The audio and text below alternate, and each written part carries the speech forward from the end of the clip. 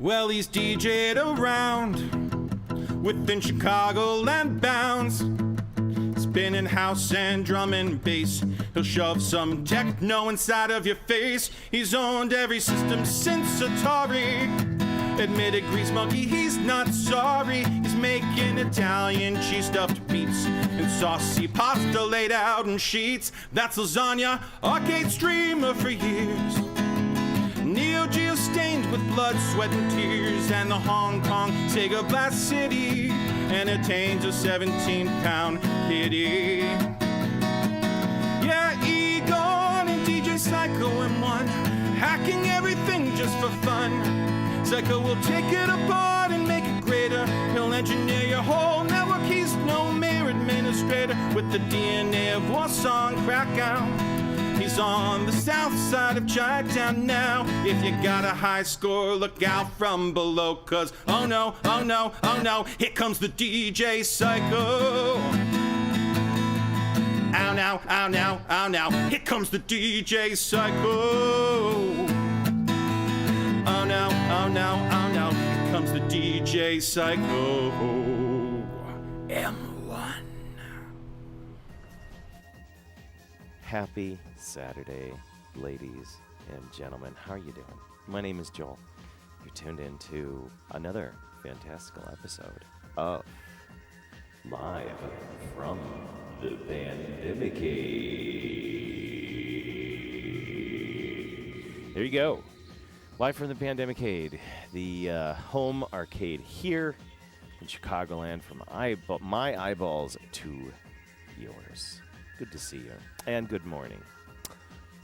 what am I doing? It is morning still, right? Yes, it is. It's 11 o'clock, at least here. I know at least on the West Coast, so it's still morning, so we can kind of get away with it. I was actually going to try to start around like 8 in the morning, like about 3 hours ago.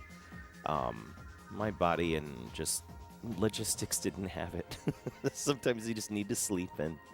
And Lord knows I needed a damn rest this week because it was a crazy week. It's like, hey, by the way, we have to make up for that one Monday because, you know, we were off on New Year. So, like, we need to have a whole full working week within 4 days. No, 4 days. 4 days. Not 3. My God. One of those things. I need to say good morning. Good morning to those in the chat. Nick versus YY0. TJ Kyatsune. Dark Hater Shack. Carvaca. Oh my God. And if I'm not mistaken, yeah, Carvaca's in here. Wow. Nintendo Moan. You were going to stream Steam at 8. Yeah, and you were still asleep. Yeah. But see, I do this for like kind of the morning / like European crowd. So sometimes I try to catch them. And I think it's a little unfair that I don't get a chance to really stream for those that do give me support from overseas. So cheers to you, my friends. These coffee streams, these morning streams are just for you. And plus, on top of it, it snowed finally last night, and I'm in a good mood. Why? Because I love snow. It shuts this world the hell up, and it's wonderful. And like no bikes, no barking dogs, no bugs, no speeding cars. You know, like, people can't do that when it's snowing outside. It just shuts people up. It's wonderful. Yeah, that's right. I love it. I love the cold. I love it just allows your body to kind of... See, I'm a Chicagoan, right? So I love my Chicagoan seasons. I like to have those seasons when you're like, man, you know, like you're feeling comfy and you can like have a fire. You know what I mean? And you can just kind of relax and bring out all the pillows and the blankets, put up all the movies, the video games, you name it. It's like, it's time for you to just stay inside and chill. Just chill out. You don't need to be going to all these damn parties. Just chill out. Just chill out for a little bit. Just a month or two, you know, set your constitution right. Because I'm telling you, it's nice. And then you come out of the winter, the spring feels like renewal. You can start doing things again. You can open the house. You can clean it. Feels good. Feels real good. But that's me. You know what I mean? So like, I'm really excited about like when I woke up and saw snow this morning, I was like, yes. I felt like a little kid again. You know. So, I need to give a humongous thank you to Sega Nick for the follow, Power Metal Power, 86 Jota Hake for all of the follows within the last 3 days, and a big thank you to the main man, Pete Hahn, in the room for the resubscription for a grand total of 11 months. Thank you, sir. Great to see you here, and good morning. So we can't start the show without the lovable, the huggable, and the always needy and underfoot. It's the Master Chunk. Master Chunk in the house, and behind him, on the stool, look back there, it is the Chairman Chunk, a.k.a. the Ginger Him.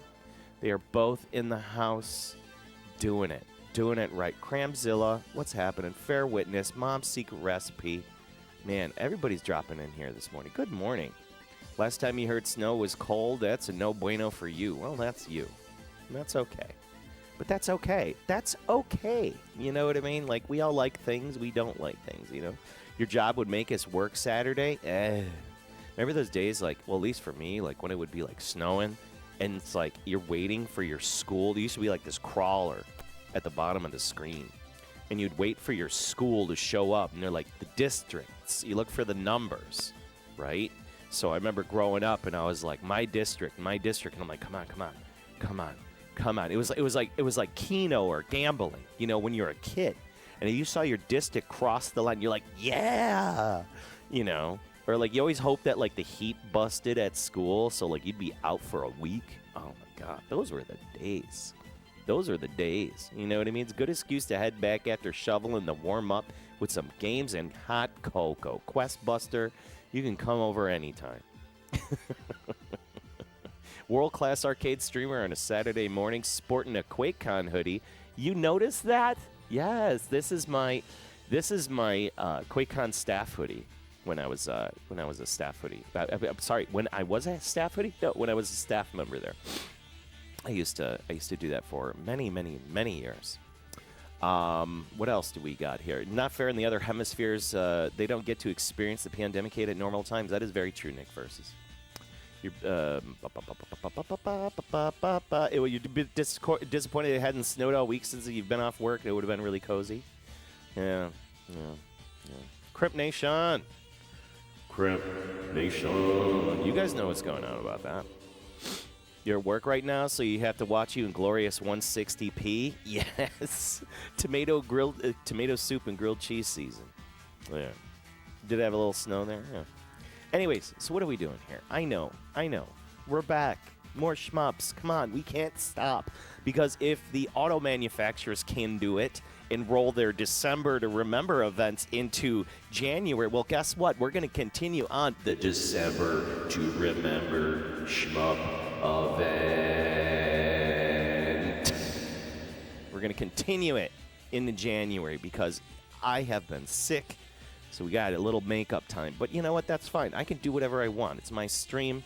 So, and having a contiguous amount of episodes, of shmup episodes. I mean, come on. We're doing it right here, baby. And today, I busted out all the PSiKYO boards. So we're going to try to get a couple in. Yeah. Number one, we're going to be playing, we're going to kick it off with a little bit of Dragon Blaze, which is a really great game. Oh my God, Crambazilla. Gifted a 1-month sub to Shadowgeist Zero. That is very generous of you, and thank you so much. I really appreciate it. So yeah, we're going to be kicking off today with a little bit of Dragon Blaze. A really, really, really beautiful, very colorful game. And let me just kind of get things set up, and we'll be underway. We'll start talking about games. We'll start talking about the holidays.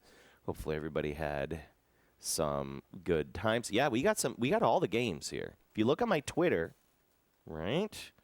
I believe it's exclamation X. Oh, I didn't do that. Exclamation Twitter. That'll do. If you look at my Twitter, you can see all the boards we busted out today. There's a fresh post there. You can see all the hot, juicy PCBs. All right, let's get moving. I'm going to get to the other side of the room here because everything, shmups are on one side and the regulars are on the other. We're going to sit down. I'm feeling good. All right, my camera looks good, nice, and I look very orange today, but that's okay. I'm fine with being orange this morning. All right, we have good framing. I think we're good. I think we're solid. We got the Chonk in there. He's kind of over there, but whatever. We'll make a little adjustment to that framing there. Doing things on the fly here. The only way we do things at this show, because that's the only way it really works. That's the charm of the show. In fact, somebody told me that the other day ago. They're like, the charm of your show is you always kind of just do things, you make it work, but it's always prepared and looks good. And I was like, that's a very nice compliment. I'm like, I never really expected something like that from, and he was like a pretty higher up there streamer. He's just like, it doesn't matter. Like, you don't have to have everything ready and prepared. It's like you kind of talk through it and just make it work, and then here you go. We're gonna play a very, very, very good game. This is from 2000, right? So this is like right around the time of the Sega Dreamcast, like when Dreamcast was in its peak. Right? It's like right after Dreamcast came out. And PSiKYO was just dumping out some of the dopest games. Like we had Gunbird 2. Hey, we got those. We play those. We got Strikers 1, 2, and 3. Hey, just hit the go live button and run around. You know what I mean?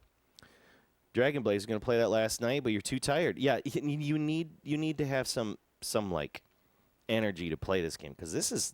Truth be told, I really believe this is one of the toughest PSiKYO games that's out there. Yeah. Peak GameWorks times. Oh my God, Black Mega Man. Peak GameWorks times. Cheers. A sip of coffee out there for those that got a nice cup of coffee. Sip of coffee for GameWorks and PSiKYO and arcade games. 2000 was a good time. Little did we know, 2000 was like the last real good year that like America still felt like America. And then 9/11 happened and everything just went to shit. But that's my personal opinion. Try to keep the politics out. But at least in my opinion, growing up, from 77, I'm 40, I'm going on 47. You believe that? In June. So, I've seen a lot. And 2000 was just a magical time. Like 99, 2000, we had like raves. We had frickin' drum and bass. We had just so much good music, so much good techno, good breakbeat. Like the DJ scene, the techno scene was so frickin' hot at the time. The gaming was just so, we were kind of in that crossover point of like really good 3D gaming. Like we were starting to finally get, like we got our first Soul Calibur on Dreamcast. Oh my God, and it was good. It was like times were good. And then you still had these beautiful games. Like look at all of this beautiful pixel art. They were just pushing hardware to the limit. Man, 99, 2000, just sweet time for gaming. Sip of coffee for 2000s gaming. Yeah. In the UK, so you know what I'm talking about. 90s was a golden age. Regardless of your political leaning, it's hard not to see the world totally different after 9/11. And that's it, plain and simple. Oh, my God. Thank you for the follow, G-Legged Jr. I appreciate you. I don't totally hear all of my follows in my headphones, so sometimes I'm trying to work on that. I'm trying to make my alerts work a little bit better. Oh, yeah, broadband was kind of a thing. Questionable leftovers. I see where you're going there. But,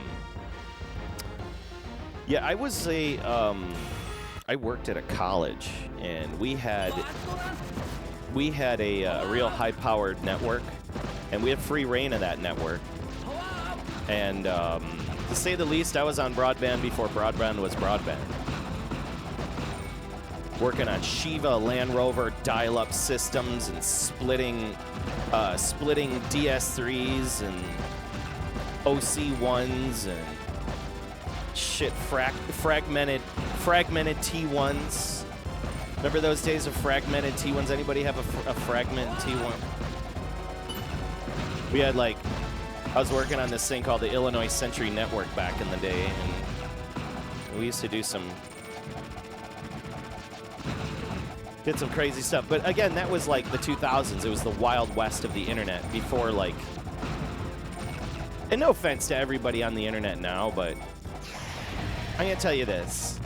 The internet got dumber when iPhones and cheap Android devices got out there. It was cooler. It was cooler before everybody had access to the internet. And only us gamers and scientists and government people, we were the only, in education, we were the only ones really on it. It was a tool, before it went into, before memes started popping up and before 4chan and, LAN gaming was around. There was no cloud gaming crap. There was no portals. None of this just garbage. I kind of miss those quiet times, I was a young adult in the 90s, earlys. Yeah, and you lived in a world where an apartment was affordable. When forums were great. Yes. When IRC ruled the world, we had ICQ. Hello. Hello. Remember ICQ? Yeah, everybody had it. I know I had that ICQ.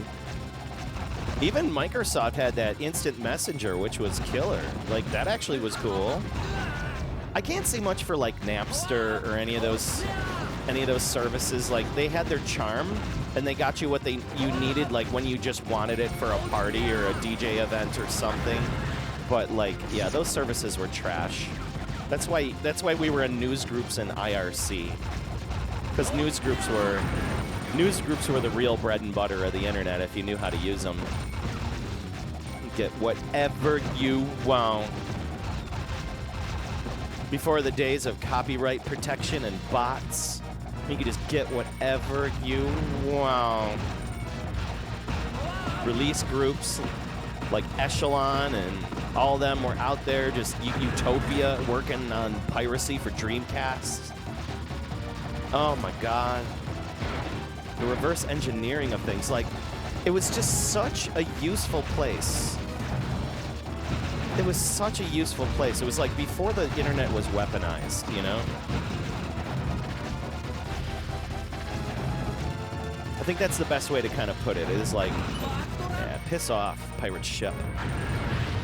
It's like before the internet was weaponized against us. There weren't advertisers like up your ass every frickin' 5 seconds. I got Domino's Pizza. I had to uninstall the app, but like, you know, because they did the thing where like free pizza, and I'm like, okay, whatever, I'll do the free pizza thing. And then like every single goddamn day, they're just like, how about a pizza? Hey, it's cold outside, you want a pizza? Hey, you got off from work, how about a pizza? I'm like, get out of here. Leave me alone. Whatever happened in the days when they're just like, we're glad to have your business. Please order on our .com. Okay, cool. You don't have to notify me every 20 goddamn minutes that I need a pizza. Leave me alone. Yeah, corporations didn't dig their heels in, and they had the big .com crash because all the blue hairs pulled their money out. They got worried. And all of their websites went to shit. Meanwhile, like people like Jeff Bezos just stuck it through. And now he's a goddamn god. In fact, thanks to Papa Jeff. We wouldn't have Twitch without you. Appreciate you. That was a good run. Look at that. That was just kind of bullshitting. We got a good run in there. You think when the internet went mainstream, some university called it the Eternal September because it used to be in that September, new students would get access to the internet that had no idea how to act or netiquette to speak. Yeah. Hey, Swedish pancake champ. This game is beautiful, Jet Red. Good to see you. Oh my God, GeoCities, yeah. Remember, like live, and then like LiveJournal came out, and then like all those stupid sites, you know. Angel Fire was your jam. Angel Fire, yeah. Angel Fire was cool. Now you just use wireless internet access, not to mention Verizon. Well, man, that's just a way to access it. Hey, Guru, what's going on, man? Yeah. Oh, my God. Grega Jr., yeah, before pre-Columbine was a thing. Absolutely. I think that was like kind of I remember that, too, because I was working at Best Buy at the time when that happened. Never forget. I was a service technician at Best Buy. I was what we called the black shirt. And if you got to the black shirt, your stuff was really broken. And then I would process like in-store repairs, warranty claims, stuff like that. Before Geek Squad was a thing. What's up, Chunk? Oh, we got a Chunk here. He wants to say hello, Chunk. Come here, Chunk. Oh, we got the Chunk. Oh, he's saying hello. He's saying good morning. Hi, Chunk. How you doing? You like Dragon Blaze? I do too. It's such a cool game. Such a cool game. It's too bad you don't remember the internet before Columbine, Chunk. It was a good time. It was a good time. We just had game consoles. We plugged things in. We used to get a game, and it came in a box, and it was complete. There was no DLC. Yeah, there was no licensing. They weren't removing content. Man, he almost took my microphone out. My God. Yeah. Chunk power. Don't forget Big Mog for your daily... Oh, yes, yes, yes. Give me attention. We had manuals. We had boxes. Oh, giant PC gaming boxes, baby. Come on. You know the best thing about growing up? My absolute favorite? Like 99, 2000s. You know what I really loved? I really, really, really loved? I loved game magazines. Absolutely loved them. from like the 80s to like early 2000s, man, like game magazines were on goddamn fire. Oh. Game fan, next generation. So many good magazines, man. And like you would know about all the new stuff coming out. I remember looking at the Sega Saturn getting so hyped about the Sega Saturn. Like I saw the PlayStation, I didn't know what to think of it. You know, and you could only take everything at face value. And the advertisements were like edgy and fun. And like they were cool, like there were all these rumors, like rumor mills, and like that was awesome. Game magazines are now they're like, hey, subscribe to our PDF. I'm like, no. Although I need to tell one of the guys in the chat, TJ Kitsune. I know he works for what is it, Retro Gamer, or is one of the magazines that you do? There's like a Sega magazine that he did, and it's a beautiful magazine, and he gave me a copy of it. But TJ Kitsune works for this beautiful magazine producer, and I'm glad they're like still out there. Like the fanzines are still doing it, you know, Retro Gamer and stuff. But man, I love the magazine so much. Electronic Gaming Monthly, PC Gamer. I'm tired of this guy. Send out the magic. Use the magic, sir. Megavisions, thank you, sir. Thank you for the Megavisions. Reading up on Tekken. UK had incredible gaming mags. Incredible. Agreed. Oh, I know. Hi, Dillon27. Thank you for the follow. Welcome to the family. Glad to have you. Good morning. Pour up a cup of coffee and join me for some shmups. For the December to Remember Shmup event, because December is officially a memory, and we're still remembering it with the episode, I think, what is this, 7 or 8 of the December to Remember Shmup event. I'm trying to get to as many as possible here. Oh my god, I shouldn't have taken that hit. Especially when there's a floating bomb just teasing me to use it. That was a failure, but this game is a very harsh mistress. If you have never played Dragon Blaze, do yourself a favor and play this game. It is a very pretty game. You want bullet hell? You want a game that's going to make you sweat? Dragon Blaze will do that to you. Whoa. Like, there is no relaxing here. You know, we just came off of the Day of Raiden, right? And Raiden's a pretty rough series. You know, that's a series that's going to make you hurt. That's your manic shmup. For sure, Dragon Blaze is one of those manic shmups, because man, you're always shucking and jiving, you're moving, you're bopping and twisting, you're breaking off sticks, you're losing track of bullets. Like you're having epileptic seizures because the game is just throwing so much crap at you. It's like, I've had enough of this stupid thing. Just get out of here. Just piss off. My god.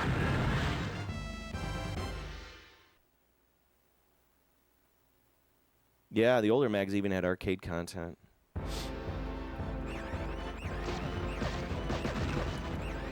Even like the gaming video shows, the Game Pro TV, and they used to have like, I know there was the one I started watching all the archives of the one with the golden joystick on from like UK television and stuff. Those are really cool to watch. Golden joystick. It'll come to me. There were so many great like computing shows, things like that. It's like, yeah, 2000s. If you could just go, and I don't want to be that guy, you know. I don't want to be that, because I don't want to be like the old, you know. I guess, so to say, those were the days. In fact, I'm going to turn that into a sound effect, ladies and gentlemen. Well, you'll be able to cash that in. Those were the days. Okay. Hi, Dragon.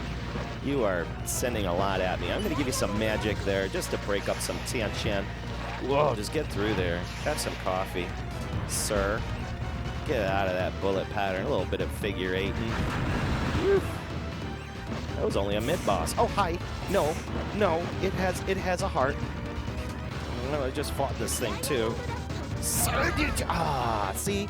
The greed. The greed got there. By the way, there is a secret to a lot of these PSiKYO games. The bosses will flash like an orb, like a heart, and if you hit the bomb at that exact spot, you can like one kill the boss with the bomb. It's pretty cool. Famitsu, yeah, Famitsu in Japan was hot. I wish we had Famitsu here.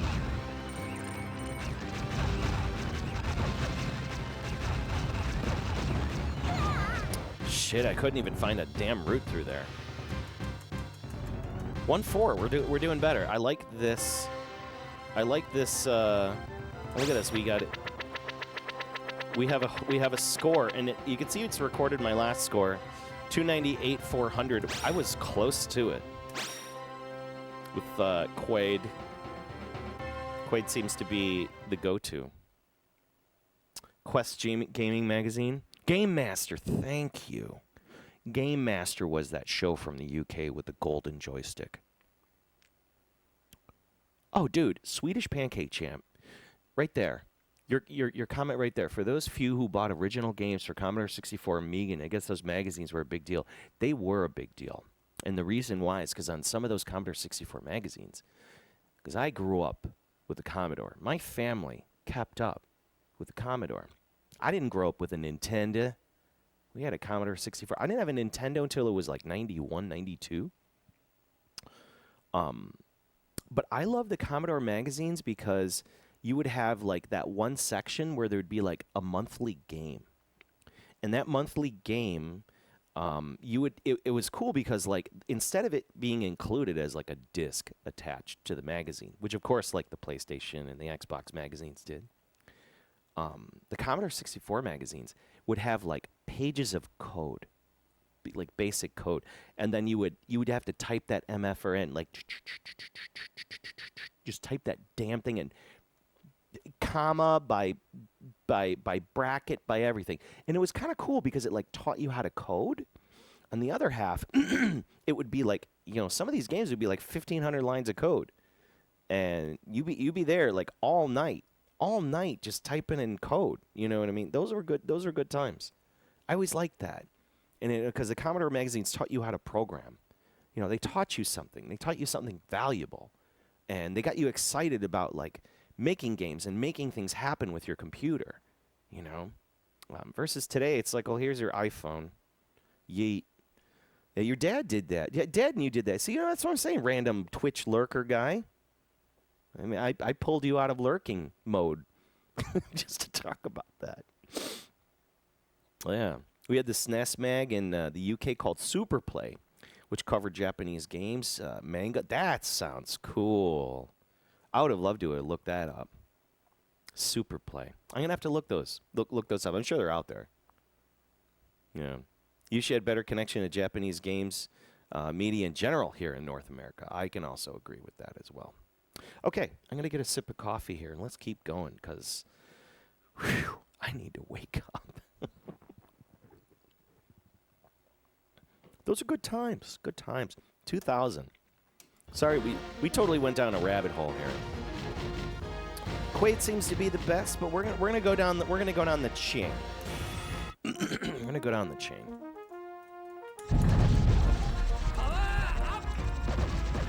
Now, no playing around. No playing around here. Get a good couple runs of Dragon Blaze in. A very rough game. You can buy this game today on your Nintendo Switch. There's a really good port of it on there. It's a shame it's not on like Mister or anything yet, but hopefully in the future it will be. There you go. Have some fire. So this game has a charge mechanic. Charge bomb. Just kind of a slight tap mechanic. It has like a slight auto fire. As you can see, I'm not really doing too much with, you know, with concern to having to manage my my bullets. But Let's see if he can one-shot this boss. Just look for that little heart. There it is. It's in its mouth. It's in its mouth, so when it opens its mouth, we can bomb it out. Well, you gotta really keep an eye out for it. There's like a red orb that pops up. The PSiKYO red orb. It's their trademark. Here he comes. Ah, I missed it. It was close. It was in its heart. We're gonna use the power. There you go. Piss off. Oh my God! Look, I lost a dude. Thank you for the follow, Luna Trek. Welcome to the channel. Yeah, well worth the trip down memory lane. There's an early 80s magazine called Electronic Games. You could probably find it scanned. Yeah, I played the Electronic Games. It was Electronic Games Monthly, or just Electronic Games. Because we had a lot of weird publications here, like zines. We had zines, like we have fanzines and stuff. You know, for me, I was a weird kid growing up, and I read a lot of 2600. Who out there in chat knows what I mean by 2600? If you know 2600, we can be very good friends. And if you know the meaning behind 2600, without looking on the internet, we can be friends.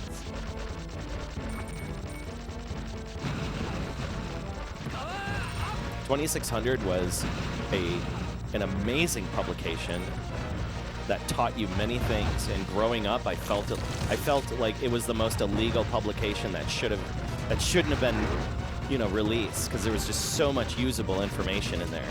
Stuff that you go, what am I going to do with this information? People writing articles about breaking stuff. Yes, it was. It was a hacker fanzine. It was the original.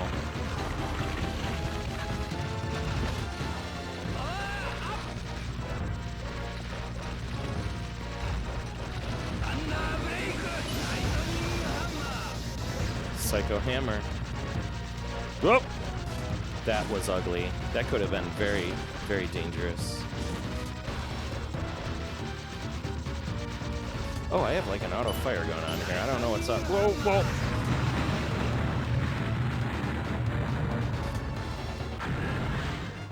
So, since we didn't get any replies about what 2600 was, it was a hacker fanzine. And it started with very meager beginnings of just being this small little pocketable book. And what 2600, the magazine, the publication is, it was, yes, it was a way to hack into things.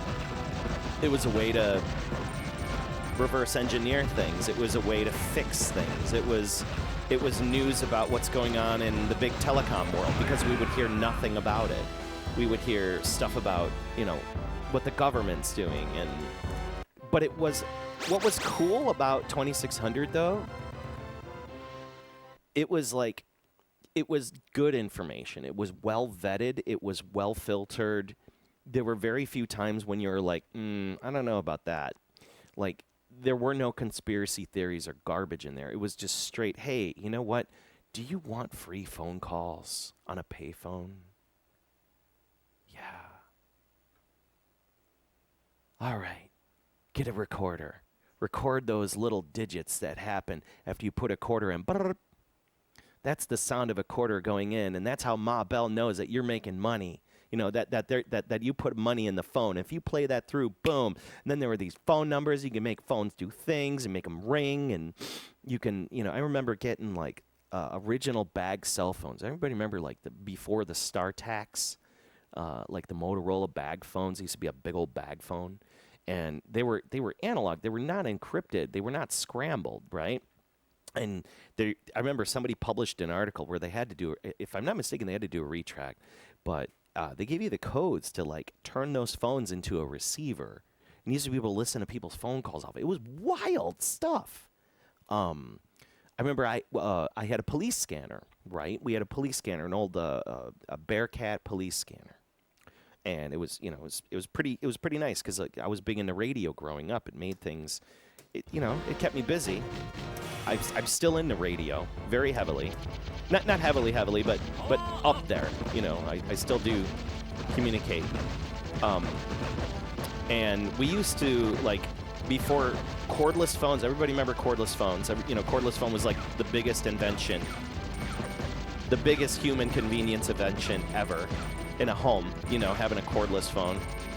Well, they used to not also be encrypted or scrambled, so you'd be able to, like, just tune into them. And I used to live next to this big apartment complex. So, and on top of our house, we had this humongous D104 antenna array.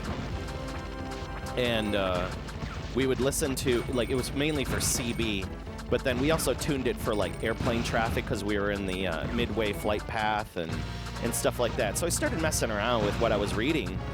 And they're like, hey, if you program 46.41 through 46.97 and scan that frequency band and just sweep it, you'll pick up on one of 10 cordless phone channels. And sure enough, man, we were listening to so much drama in the neighborhood. We were listening to this lady who was, like, cheating on her husband.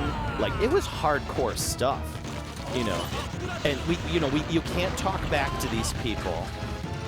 You can't talk back to these people, but you can listen in. And it was wide open. Like, anybody with a police scanner could listen to your cordless phone. It was wild.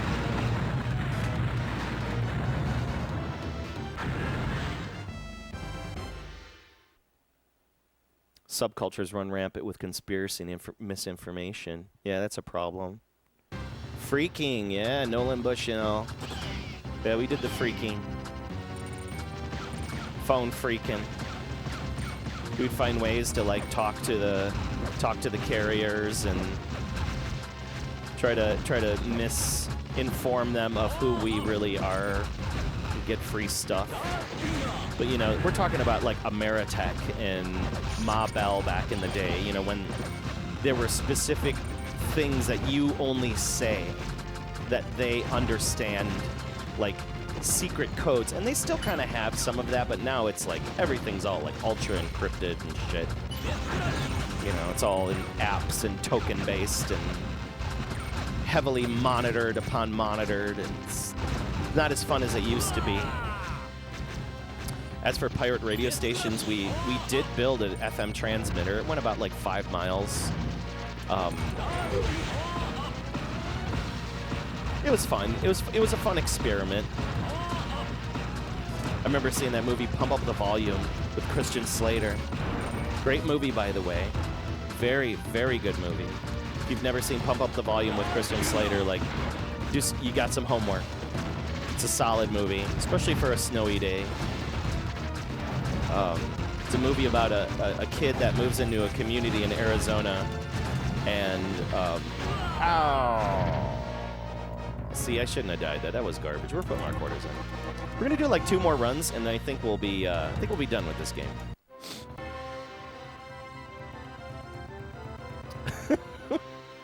Nintendo Moan, me too. I miss Bithead Scanner as well. I totally miss Bithead Scanner. Yeah. Yeah, very good soundtrack to that movie. Very good soundtrack to that movie. You had a walkie-talkie that would pick up cordless phones from time to time. It was funny to listen on people's conversations. Sure. Yeah. But pirate radio, man, like pirate radio was a thing. I remember we were researching all sorts of ways to like build our own transmitter and just finding ways to get that frequency in. In my early days in the 90s, I worked for a cable company. And I was aligning satellite dishes when I was in high school. So I was learning like how to align satellite, how to align microwave. Like I was working with some real hard engineering and running like a local public access video station. And man, crazy times, like just learning about all of this stuff and being a part of it. And I still wonder today, like I'm kind of in that as my job, like, real hard boots on the ground type guy that plugs stuff in. But like, I do wish I would have gotten a little more heavily into radio. I've been still eyeing, like, you know, maybe picking up a ham license and kind of getting back into ham. Ham's kind of cool, but you can do ham over the internet now. So I don't know if it's like as passionately cool as it used to be when you had the big Yeso radio and you would like fine tune everything and do like cloud skipping and stuff. And, you know, I got to live on a hill to start doing like sideband, you know, skipping and all sorts of things like that to try to get real good signals. Or even like, I know now everybody's talking, the poor ISS, you know, International Space Station is just being pounded with radio requests just to say, hey, I talked to it. And they could write it in their log. And they could show your friends, I talked to the space station. Harf, harf, harf, harf. Okay, dude. It's only like 52 miles away. Or whatever. Oh, Radio Shack. Yes. You would always hear about the great... Oh, yes, yes. UK. The UK had some gangster pirate radio stations. And they would play nothing but like techno and D&B. It was amazing. I have heard the legends of those.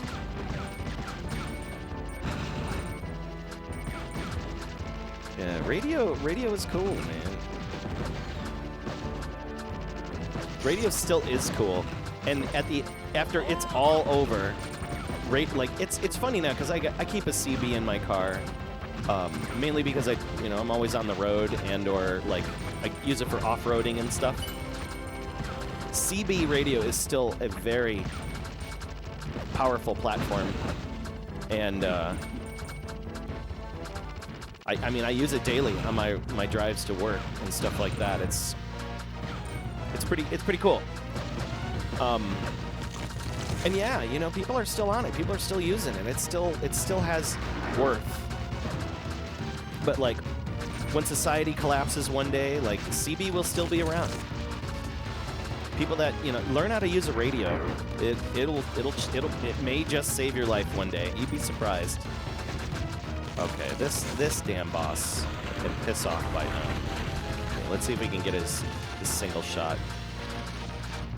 Ow, dude, what's with your damn Maku bullets? I'm tired of them. All right, here we go. Whoa! Use that power.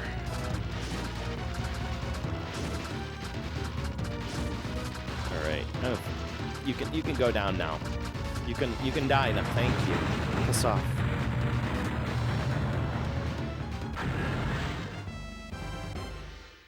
Radio Shack was a thing. I actually filed. I remember trying to work for Radio Shack, and they said I was too young. And then, like, by the time I was, like, old enough to work in a Radio Shack store, they were starting to close up. And they were only hiring, like, the real hardcores, you know. Meanwhile, I was... So at that time, then I'm like, all right, well, I guess I'll just start working at Best Buy. And that's where I ended up, coming full circle as a service technician. 99 at Best Buy. That was a time. I should add that to my LinkedIn for fun. Like, I worked 3 years at Best Buy as a service technician, right at the onset of Geek Squad. Stupid Geek Squad. Get out of here, this stupid sled thing. There we go. Look at those guys falling. They got like little parachutes. Oh my god. Okay, this dude's gonna flash his bomb. And oh, here we go. I'm looking for that red dot. Looking for that red dot. Looking for that red dot. And then we're gonna drop a bomb.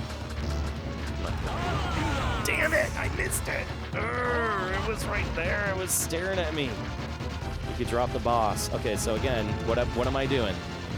I was trying to drop the boss using the technique. It's a PSiKYO thing, right? They show a little orb. And if you bomb at that right second, you can knock that enemy out. Pow! And you get a bonus and stuff. It's kind of cool. But yeah, Radio Shack was great, man. Like, I loved going there to see, like, what new radios and shit they had. Like, being able to find parts, components, resistors, capacitors, kits to play, like electronic kits. That stuff was stimulating to me. I love those kits, and I always wanted them for Christmas. Those kits were like, they were like a 301, and they would give you like a bunch of like resistors and capacitors and goofy stuff to wire up. And you can make like a lot, and they come with like this big book, and then you just wire up everything according to what the book suggests. And I remember making like alarm systems and, you know, timers and all sorts of goofy, you know, small, simple electronics. But when in actuality, what I was doing was I was learning how to, you know, how to wire this stuff up. All right, I want one last run with my final favorite guy. We're going to use Quaid, and I think we're going to move on to the next game.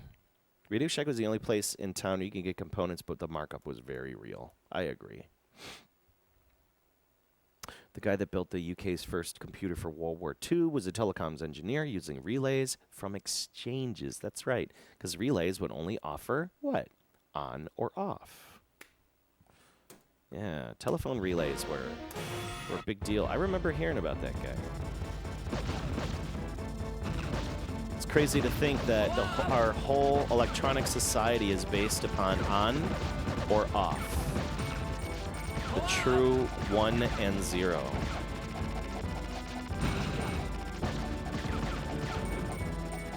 Transistors. What do you do without transistors today? Can't have arcade games without transistors, that's for sure. We almost owe our human lives to transistors, you know, like some of the hospital equipment, you know, stuff that's real critical. Whoa! Stuff that moves us around. All right. Can do a... Go. Take you. Hold this down. Knock these guys out.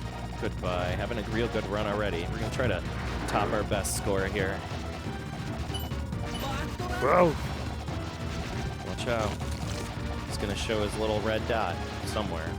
Gotta look for it. Cool. Okay, here he goes. This guy, I hate this guy. His bullets just scare me. This is a good starting game because it's gonna... it's an incredibly difficult title. Incredibly difficult arcade title. So it'll warm me up for what's to come. And I mean, most PSiKYO shmups are usually pretty tough, so you've got to work your way through them.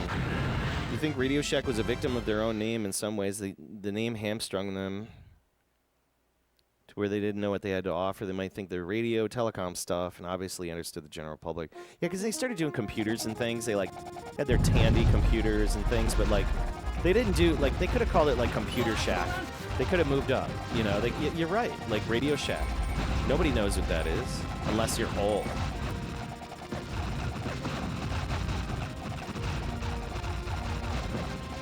Okay, we're gonna work with this high shot here. And then we're gonna build up. We need to build up our magic. Let's build up our magic now. Go, all the metals looking good. Very pretty stage.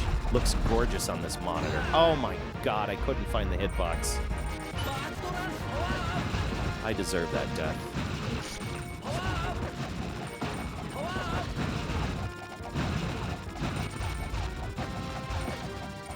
There we go. Very nice. Alright, we got some Dragions. Big old undersea Dragion. Oh, he's showing it, he's showing it. Oh, I didn't get it. There's got to be a way. I got to figure that out. How do you bust that? How do you bust that red dot? Or do you got to use the magic on it? Maybe you got to use the magic. But I know that's one way to do it. There it is. There it is. See? Like it should have one-shot killed him. Yes, it did. Are there any shmup strats for anyone that can employ to up their skills, there's tons of them. There's a lot of good stuff on. There was some that somebody posted in my Discord not too long ago. It's how to improve your shmupping across the board. In all actuality, I think the real, you know, the only real good way to do it is just be consistent in practice. And I mean, I can give you pro tips and tell you, just don't be greedy. Sit back. I tend to keep my eyes in the middle of the screen versus like, unless if it's like I need to look at my character to do dodging. Like my eyeballs will always look at my guy when I'm doing dodging. But normally, like my eyeballs are dead smacked in the middle of the screen because I'm always looking for routes to get out of things, you know. And then I just allow my peripheral vision to kind of use that for controlling my player. Number 2 pro tip: get a good arcade stick and stiffen it out, or you know, find the right spring and an arcade stick that'll work for you. Like, I understand people do like game pads and stuff, but like you can only do so much on a game pad. At least an arcade stick really feels like you have a genuine control, and get comfortable with that. And it may hurt. I think it always kind of funny, like when people move to an arcade stick and they're like, I'm so tired from playing from this thing, I can't do it. I'm like, give it time. You got to strengthen yourself, strengthen your resolve, get comfy, and just play. And then, you know, practice. And don't just stick to one game. You know, it always helps to kind of try different stuff. And I think that's kind of where I started getting good, was I just kind of play everything. Let's continue. I want to continue this out. It never hurts to just play, you know, diversify your gaming. And you start to understand different systems, you know, from charge mechanics to how bombs work, you know, with like invincibility frames and stuff like that. And just over time you get better. Or you find a game that you really want to tackle and you go after it. You know, some games you can tackle in 1cc and you know, in 2 weeks. Other games, like, I don't know, Truxton 2, would take 8 years. So it all depends, man. But yeah, that's a good way to kind of look at it.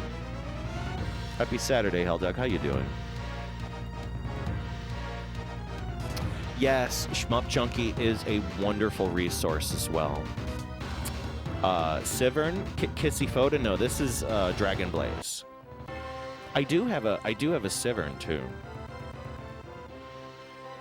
This game was ported to PS2, and recently it was ported. Like I said, it's on the PSiKYO collection, so it's highly worth picking up. You haven't touched it in forever. Sight reading almost beat stage 4. Sometimes changing games helps out with other games. Completely agree. Mighty Squirrel is a really good guy. Pay attention to in our Discord.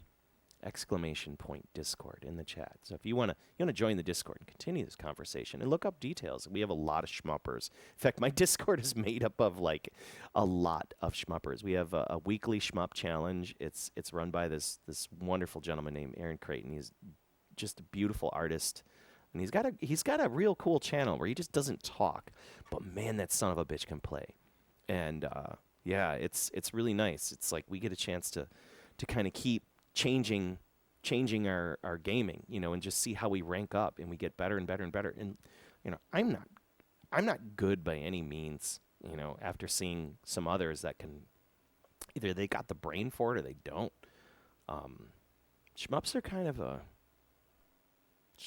of interesting. Like it's a hard genre to get into because they're so tough and the games are so short. So if there's not a lot of content for some people, they tend to just kind of walk away. But for those who are willing to tackle it and willing to kind of digest these games, they're almost therapeutic in some ways because, like, for example, you just want like a quick bite of some really good gaming to get your kind of heart going, get your body going. Shmups will do it for you. And there's something about that that challenge where you rewire your brain. Where like now I can talk and play shmups at the same time. I remember when I first started doing Twitch streaming, and I couldn't talk when I would play a shmup. But like now, there's like a part of me wired, and I can feel it in my brain, like where it is. That's like controlling everything, you know.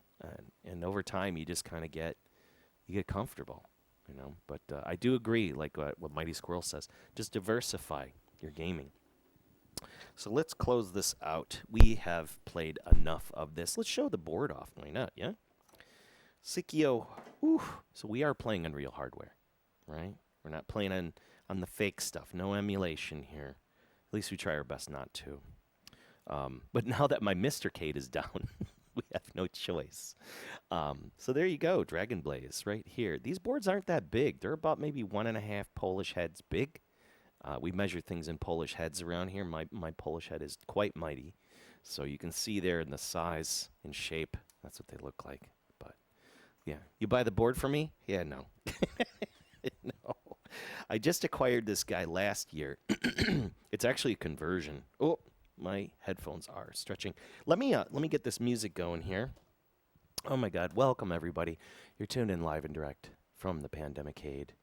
My home arcade here in Chicagoland, from my eyeballs to yours. And let's load up the next game. Here's the question, chat. Are we going to do Strikers or are we going to do Gunbird? Strikers or Gunbird is what I want to know. Strikers or Gunbird? Because we have a lot of boards here. We have the entire almost PSiKYO collection. With exception of a couple games. There's a Gun Bearish I don't have. Man, I should have picked up not too long ago. It was one for 500 euros. Sold recently. I feel stupid for not getting it.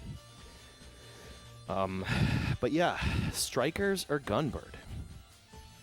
Ooh. See, we got the Strikers love here. We got the Strikers love. Let's take a look here. Strikers, Strikers, Strike. Wow, okay, that's it. Strikers it is. So now the question is... Strikers 1, 2, or 3? Strikers 1, 2, or 3. We have all three of them here. Ooh, Strikers 3, the best one. Some people say 3 is the best one. 2, some people also say 2 is the best one. The double cedar stool. Yeah, this is a Taito stool, too. It goes up and down. It's pneumatic. I had to order this guy special, and good old FedEx bent it on me. I guess we're playing 3.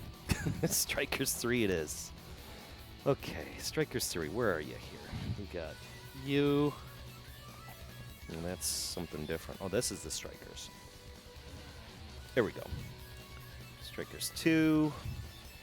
Strikers 1 and 3. Here's Strikers 3.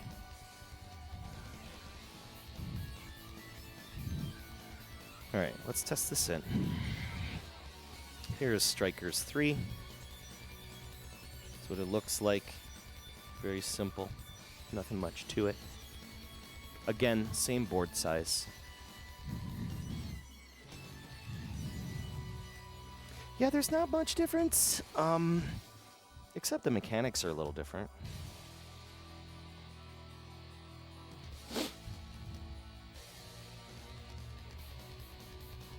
That's good.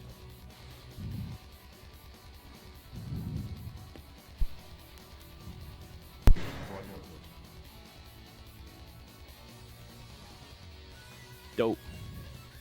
The small game specific stuff. Trying to show my butt on accident here.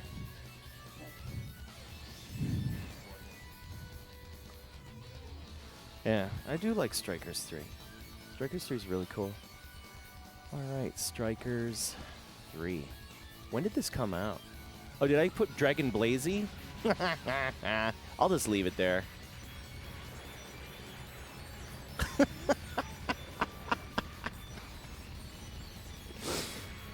I just realized that I put Dragon Blazy. Oh, Chunk. What's up, Chunk? You wanna say hi to everybody? Let's say, hang on a second here. I just realized I feel so stupid. That's whatever. That's the charm of the show. When did this game come out? 2000? Oh, all the power-up icons always look the same here. Strikers 3. Let's turn that down here. 1999. Wow. Okay. 1999. We're right where we need to be. 1999. All right. Let's do it. Deactivate. Okay. I feel good. Let's get this turned up and get started.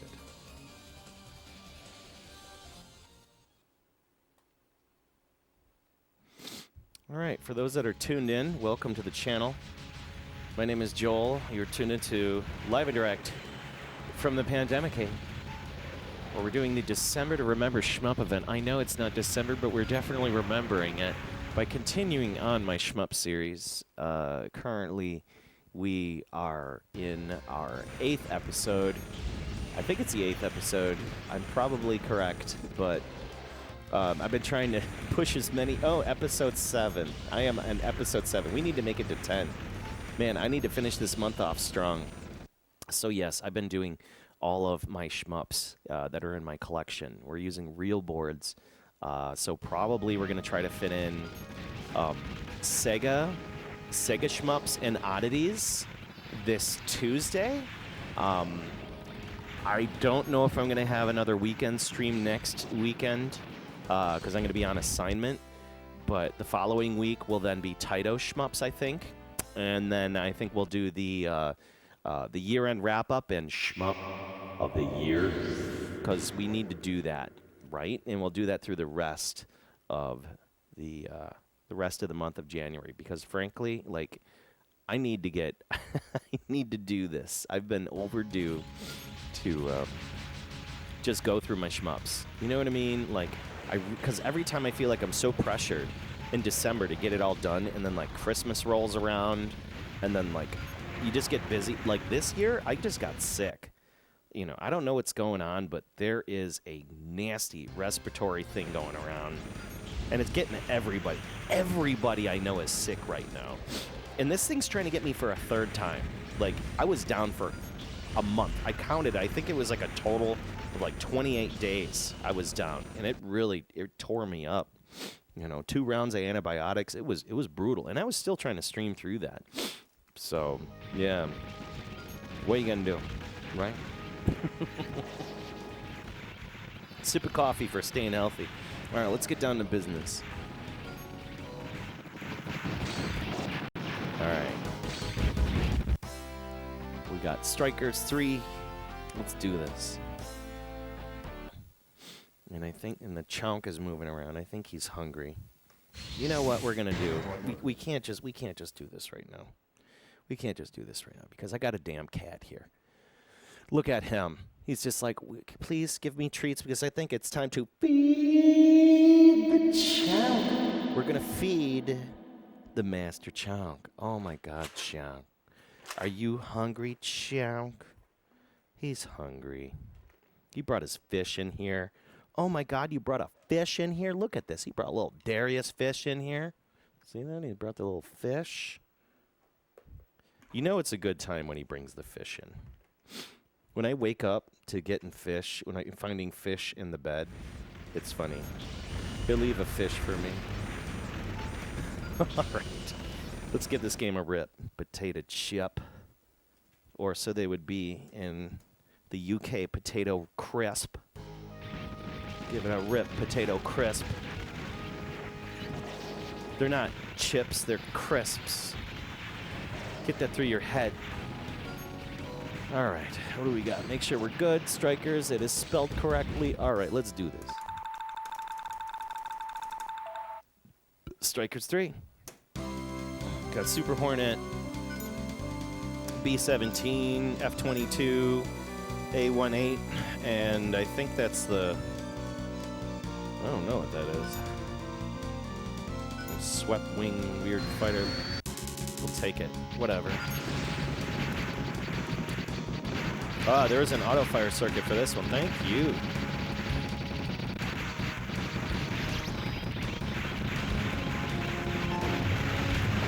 I was worried that there was going to be no auto fire.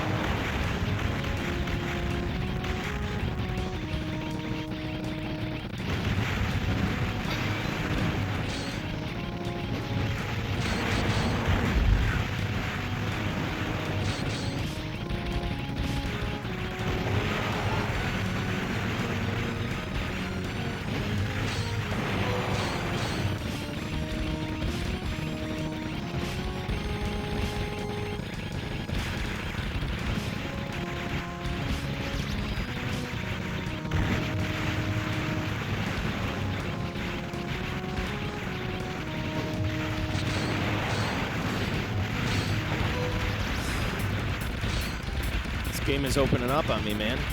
Jeez. Okay. Let's sit back here and just let it happen.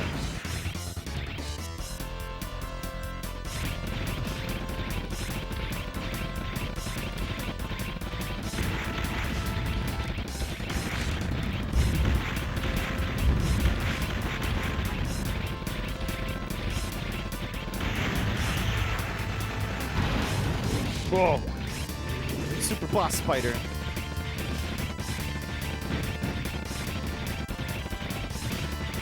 Oh, I forgot how good this game is.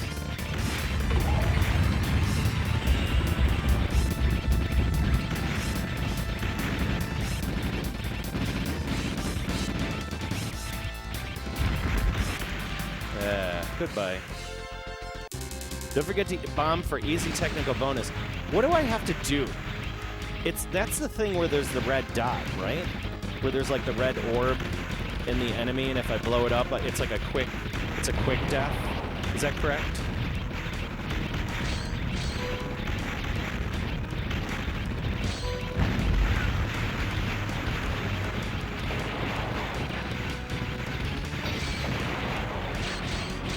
Dude, those freaking power-up guys are like bullet sponges. What's up with that?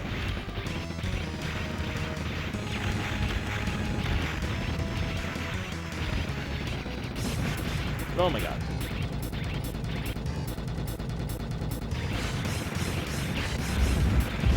Woo.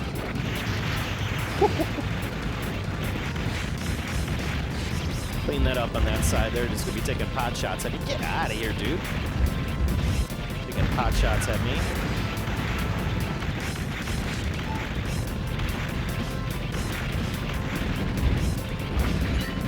How about that?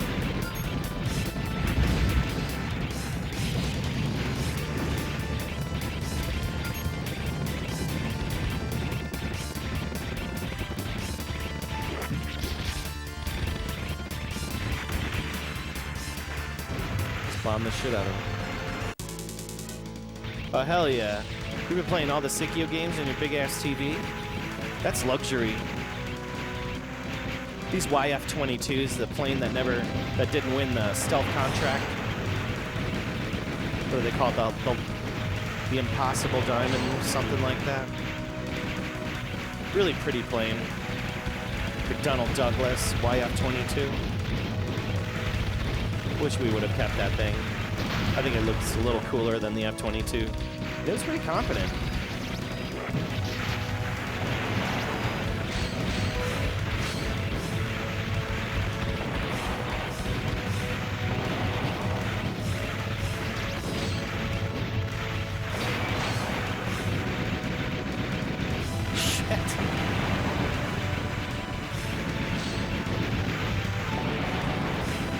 Chill out, bomber. Oh, I had to use a bomb to get out of that corner. I don't know if I got one more. Cool. Whoa. Hi, Fran. You gonna play? We're gonna take out your guns. Paid for it. You shot. I missed it. Shit. It's orb. You want that orb? No. Yep. Let me get through there. Right now. Walk. Please, sir. Excuse me, sir. Oh my god. Oh my god. Oh. When a boss shows a blue ball, It is your chance. Approach until it turns red, then shoot, and you'll get some technical bonus. Well, there's the answer. You love the shmups that use real planes? I'm on it. Okay, don't forget to bomb for easy technical bonus. Touch your ship on the blue orb. You'd be interested in technicals to do them all the time. Amiga Gamer, what's going on? Happy New Year, Stormbringer. What's happening? Come here, Chonk. Chonk is just a ball of love this morning. Come here, Chonk. Opa, Chonk. Oh, Chonk. Look at this, Chonk. Gonna play some strikers, Chonk? Gonna play some strikers? Yeah, play some strikers. There you go. How good are you? Yes, sir. Yes. Do it. Okay. he's like, no. Don't hold me, but I'm going to bother you. Sip of coffee for strikers 1945. This game's got fire. Ah, man. A sip of coffee, everybody. Let's see if we can, Egon can get the Technicat bonus. Okay, we'll take the classic Hornet.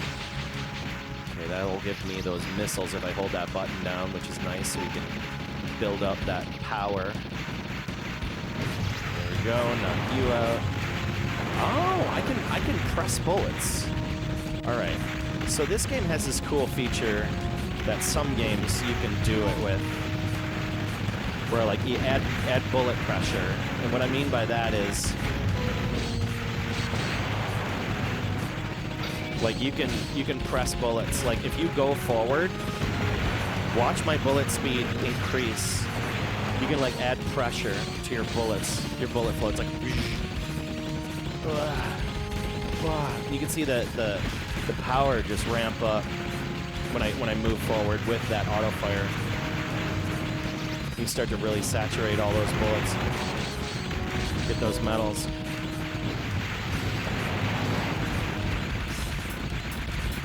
Oh my god. The music kicks up and you know it's your ass.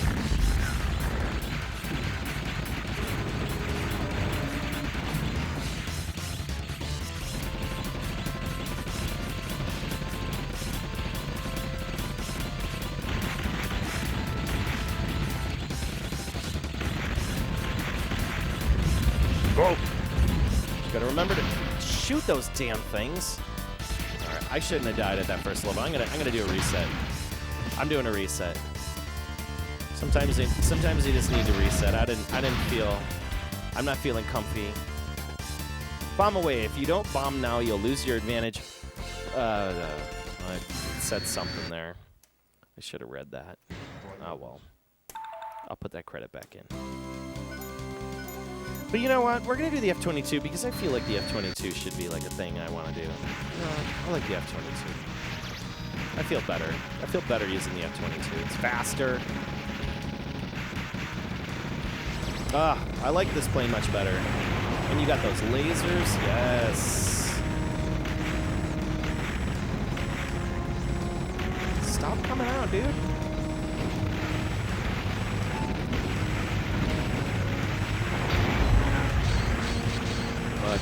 Much happier. Much happier. So much more power. Speed? Wow, what a better plane.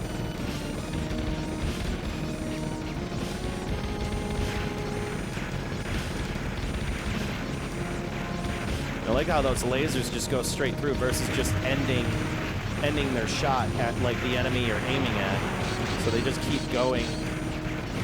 Definitely a lot bigger advantage having a wall. Ow! Having a wall of laser. It's all right. I feel better with this plane, anyways. If I die again on this first level, then I will reset again. But I'm gonna keep this plane. I do like this thing. Here's what we're gonna do.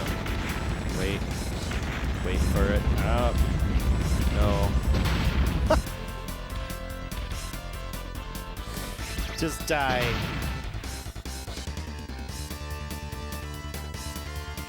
You supposed to have either of the games that ran on Sega Model 2? Nintendo one, I sure do. The first one ran on Model 2, and the second one ran on the Naomi. And I have them both. Oh, thank you for the follow. Magic Marcus 1. Thank you. And I never got a chance to say thank you for the follow for $2 Tuesday. I don't know how in the hell I missed you. I don't know how the hell I missed you $2 Tuesday, but thank you for the follow. Welcome to the channel. Yeah, Zero Gunner. I don't have the toy shmup, though. I don't have the toy shmup. That one's super duper hard to find. That was super hard to find. Okay, I'm going back with this. We're gonna keep going.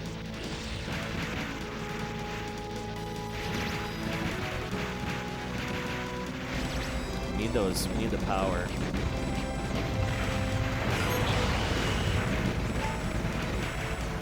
We need that power.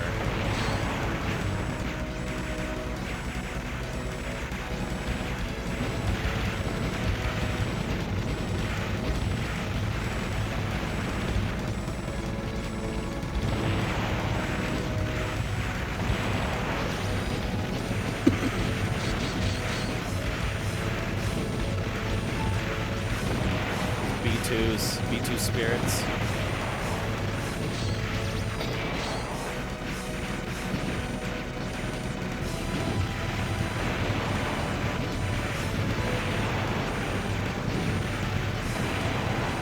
Beautiful. Okay.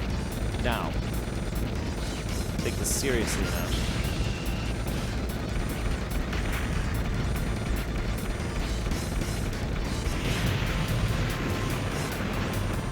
Look for the technical. Look for the technical. I'm gonna look for it.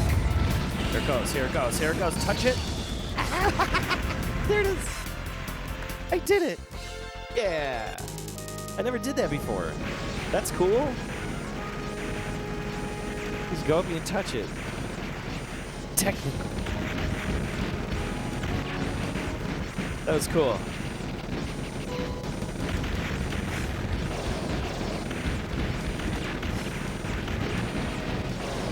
I always played this game survival. I never really effed with those orbs. I just didn't know what to do with them. Okay, this thing's gotta go. Oh, freaking big old mid. What are you doing here? Get out of here. Drop a cluster bomb on your big ass.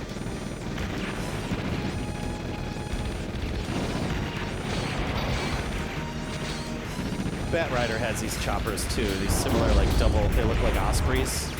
They just loiter and they just fill the screen with garbage. I hate them. Okay, we have a light assault tank.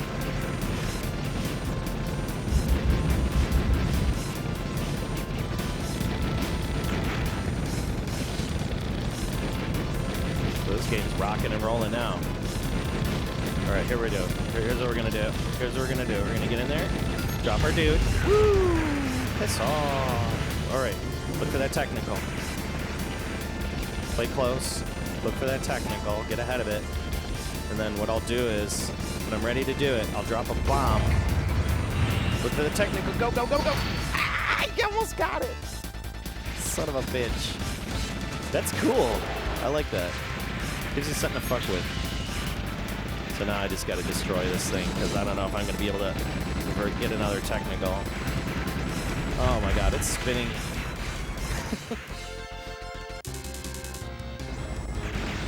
Zero Gunner 2 is awful on Switch? I didn't know that. I didn't know they had to redo the code. Wow. I would have figured that would have just been a direct port from like the Dreamcast one. Oh my god.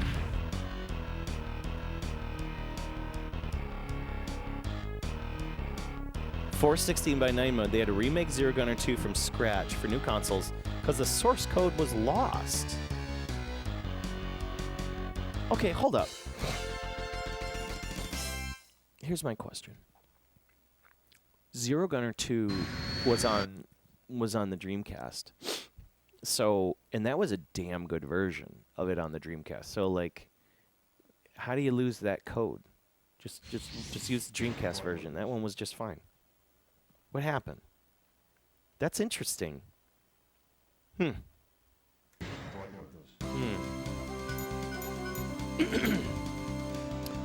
Oh, that's the F4 Phantom. What? Raptor, AV8, and the Phantom. I was kind of hoping for like a Raphael. I like that French jet. All right, back in action. Dude, those upgrade vehicles take a punishment.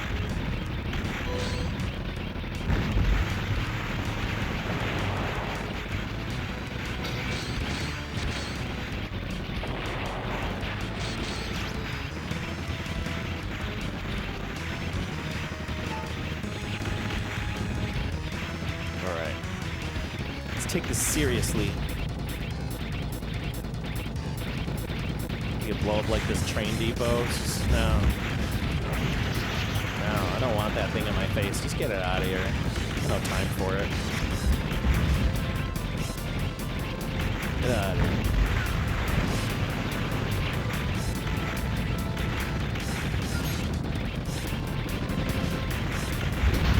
Dude!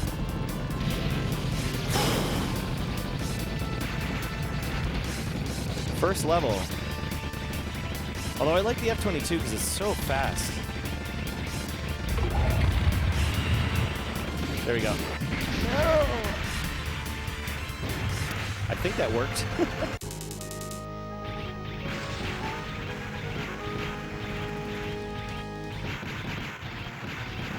Yes, Strikers 3.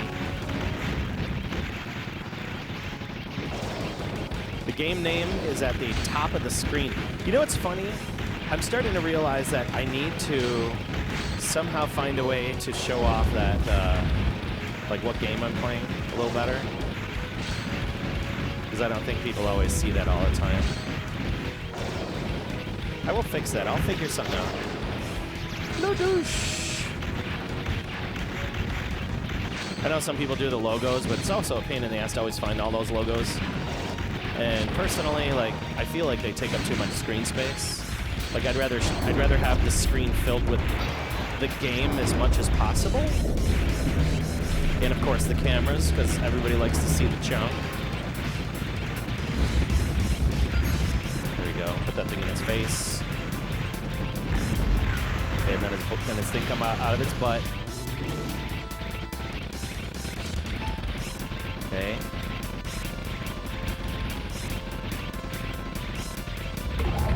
Okay, get ready for the orb. Go get it. And I got it! This plane is slow, man. Damn it. Divine Kelly is finally awake. Where's your chonk? He was here earlier. Now that the food's been put away, he's gone. Oh my god. Getting my ass kicked. I'm not a fan of this plane. It's slower than ass. Really STGs game lost. They lost the source code to House of the Dead. Interesting.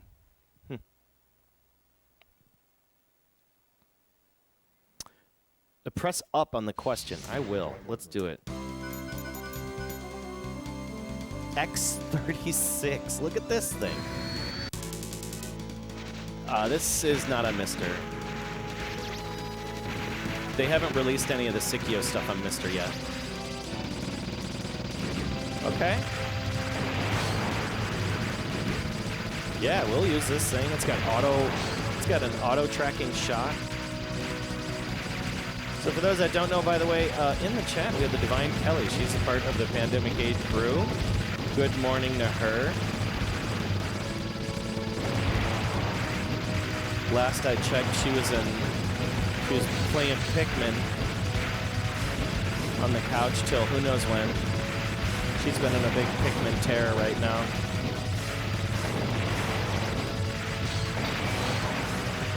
Playing that sweet Pikmin. I crashed super early. It's just busy week trying to get back to my sleep pattern. Wake up early.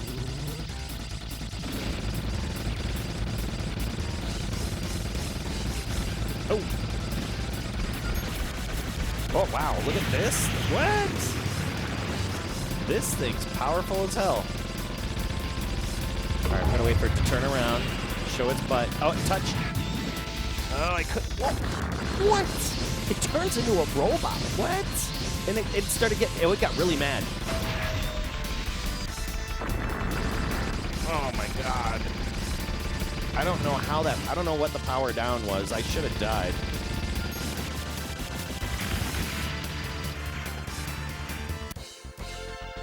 Aqua's back from walking Pikmin.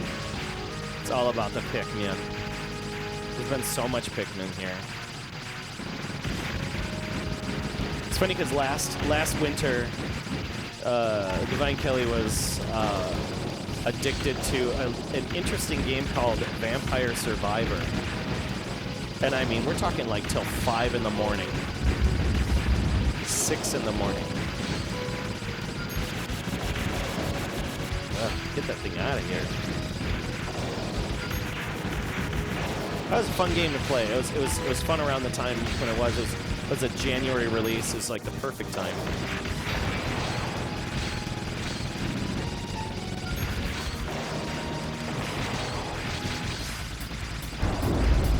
We're just waiting on the new releases. We got the Luigi's Mansion. We got Kung Fu Peach. What is that? That Peach game? Nintendo Peach game. It looks really good. Oh my God. Kung Fu Peach. Nintendo's gonna be bringing out some bangers, and then of course they'll probably start talking about like Switch 2.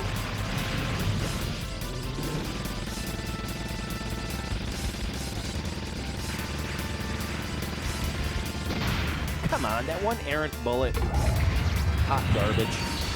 Piss off. Your Christmas game was the Batman Arkham Asylum. Oh, I've been considering going back to the Batman games again. That was awesome. Arkham City, Arkham Asylum were chef's kiss. Those are good games. That's like a good like 3D Metroid style. There's so much to see. You can go anywhere in Arkham, or you know, in the city, or the asylum. What a fun game with the different bosses. I get my ass kicked. Dun, dun, dun, dun, dun, dun, dun. Okay, X36 is a cool jet. You're looking forward to Paper Mario? Yeah, the Switch 2 thing, like, that's gotta, like, Nintendo needs to put up or shut out. Are they gonna have a Switch 2? Like, does it have to be a 2? They already had the new Switch, right? They already had the new 3DS. What has Nintendo got cooking? That's my question.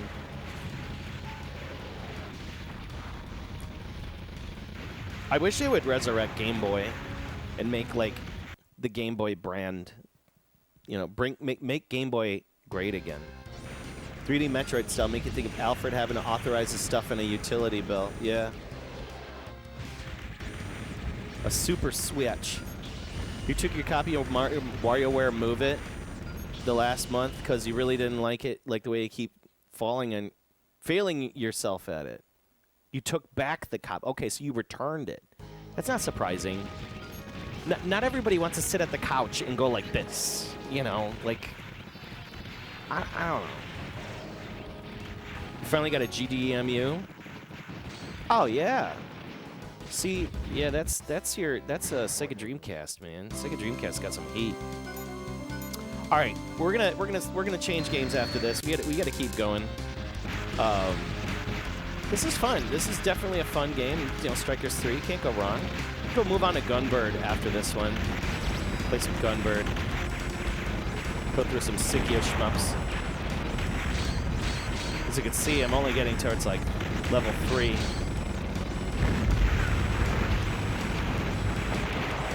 Make some serious business. Probably do like maybe 2 more runs after this.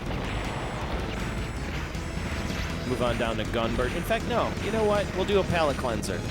We'll do Space Bomber. Space Bomber. If anybody's ever played Space Bomber, it's a jam. It's an unknown PSiKYO jam. Really good. Have a bomb.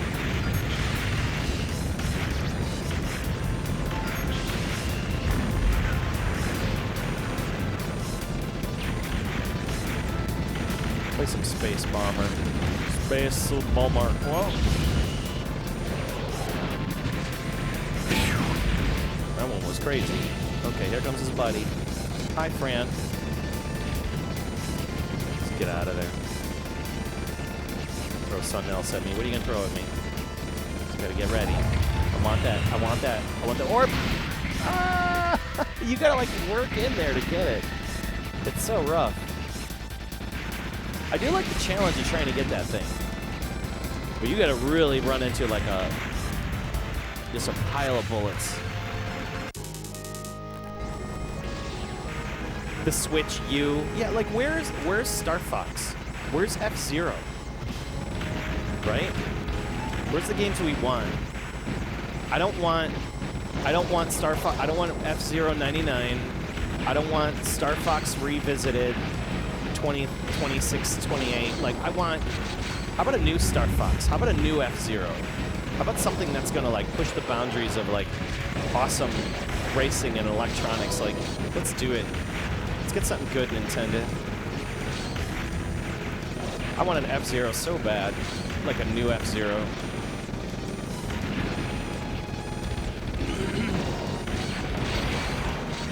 We need like a good multiplayer high-def F-Zero. I get it. They're bringing out Metroids left and right, and they're not even producing them. They're having that weird... No! My headset dropped out for a second. They're having that weird studio make them. I think I might need to change my batteries here. So that's where I was losing myself. Wow.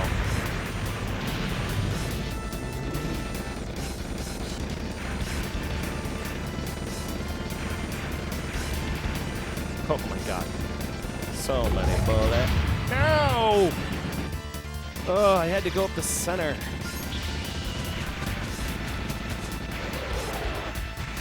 No, just get him off the screen. I don't want your drones. Oh god. Died. Miyamoto on record says he doesn't like F-Zero.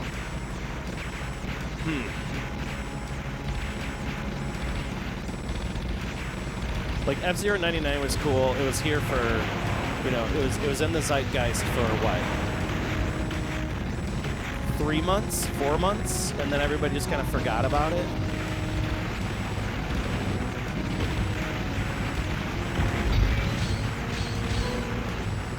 If anything, how about this? Sega's making a comeback, right? Sega was involved in the original F-Zero situation. Like, give it to them. Give it to Sega. Sega will do it. There's some hungry developers there. Like, let's do it. Let's bring back F-Zero. Do it. Bring Sega to the table. They can use their old code. Like, you know, light that back up. Light that junk back up. It's still good. Ah, I hit the bomb and that went nowhere. All right, one more run. Have it, you be down for another new Pac-Man 99, a game of some sort? Buckwheat. Do I have an additional sort of insurance? I'm working with an agent to rope in something like that, yeah.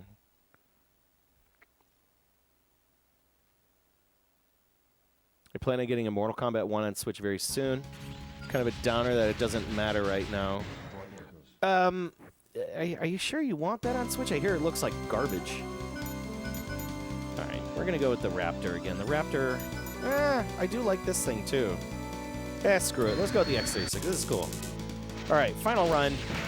Final run of Strikers 3. This game's beating the crap out of me. I'm gonna start flying through some games now. Man, we got Gunbird to go through. We got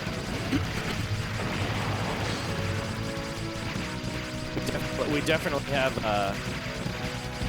what's its name to go through and play? Space Bomber. Space Bomber's so fun. It's totally a palate cleanser. While it is a shoot 'em up, it's definitely not your standard shoot 'em up. If you've never seen Space Bomber before, it's pretty special. It's a big old pig. You fight a garbage can. I happen to have the Japanese version. I would like to have had the American version, but beggars can't be choosers. My board is incredibly clean. In fact, I have a whole kit full of materials from Space Bomber, which is kind of cool. A game that also hasn't seen a lot of release either.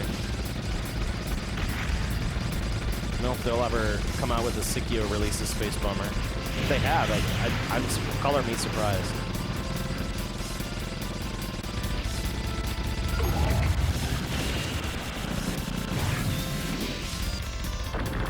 Yeah, I couldn't get it. The bomb slowed me down. Dude, no, I don't like this.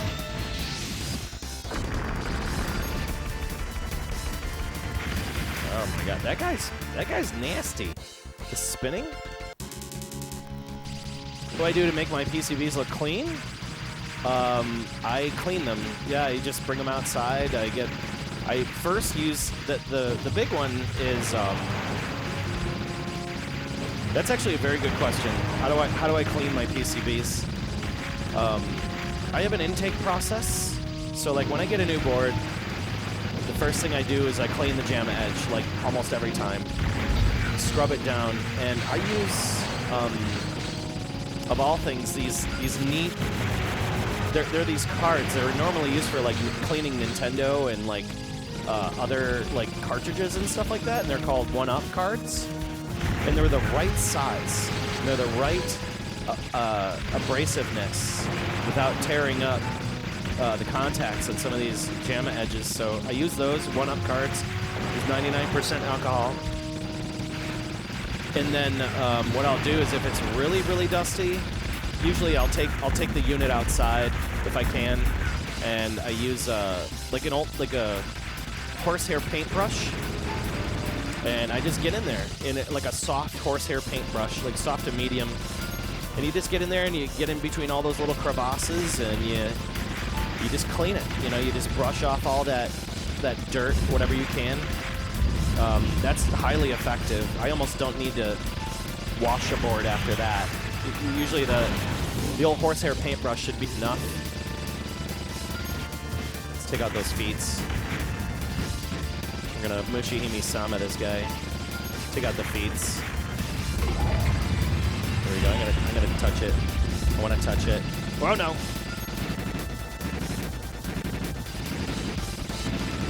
Oh come on! Those bullets are so fat. My God. And then, what else? So yeah, when I really want to get hardcore into cleaning, then I use a soft bristle toothbrush. Just soft bristle toothbrush, and I just pour on alcohol. And depending on where I'm working, like, the soft bristle will be for most of the, like if you have like an SH2 or a processor or something that's real fine soldering, usually I'll kind of just soak it in alcohol, and then I'll hit it with a toothbrush just on its little legs. So its legs get, you get all that crust off of them. And Lord knows, some of these games really have a lot of crust, so just drop a bomb here, whatever. Hate that thing. Take a, whoa, I should have died there. Taking out the station.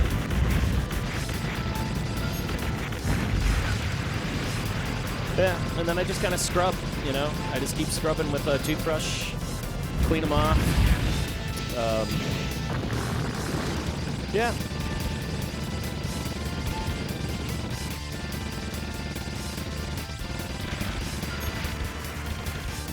Depending if I'm like gonna put a game in a cabinet, I am lucky I had a bomb there because I didn't think I did. Wow. If I'm gonna put a game in a cabinet and it's gonna stay there like permanently, then I'll use the dishwasher. And the dishwasher and oven process it takes a while.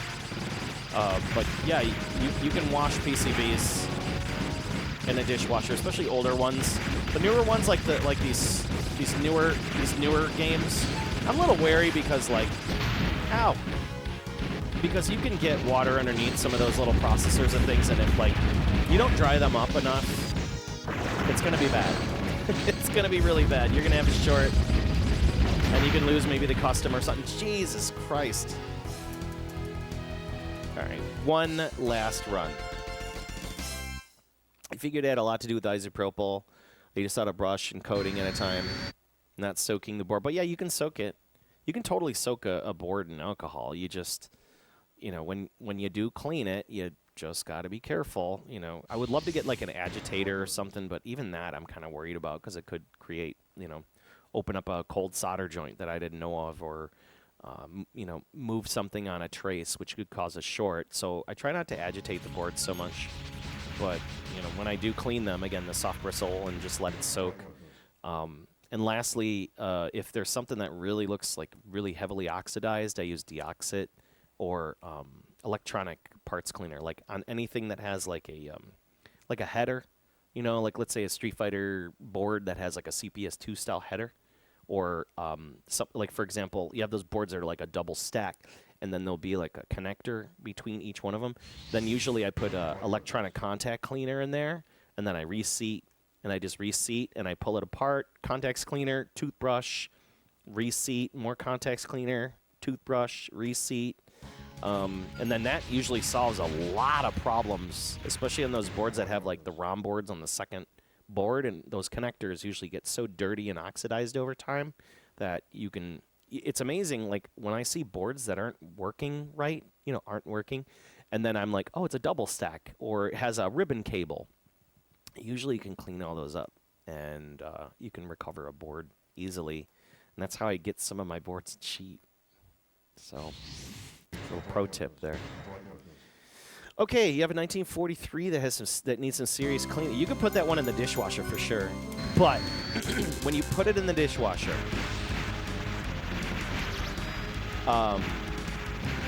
don't put it in with your dishes unless you have nothing that's going to drip on top of it, or food's going to drip on top of it.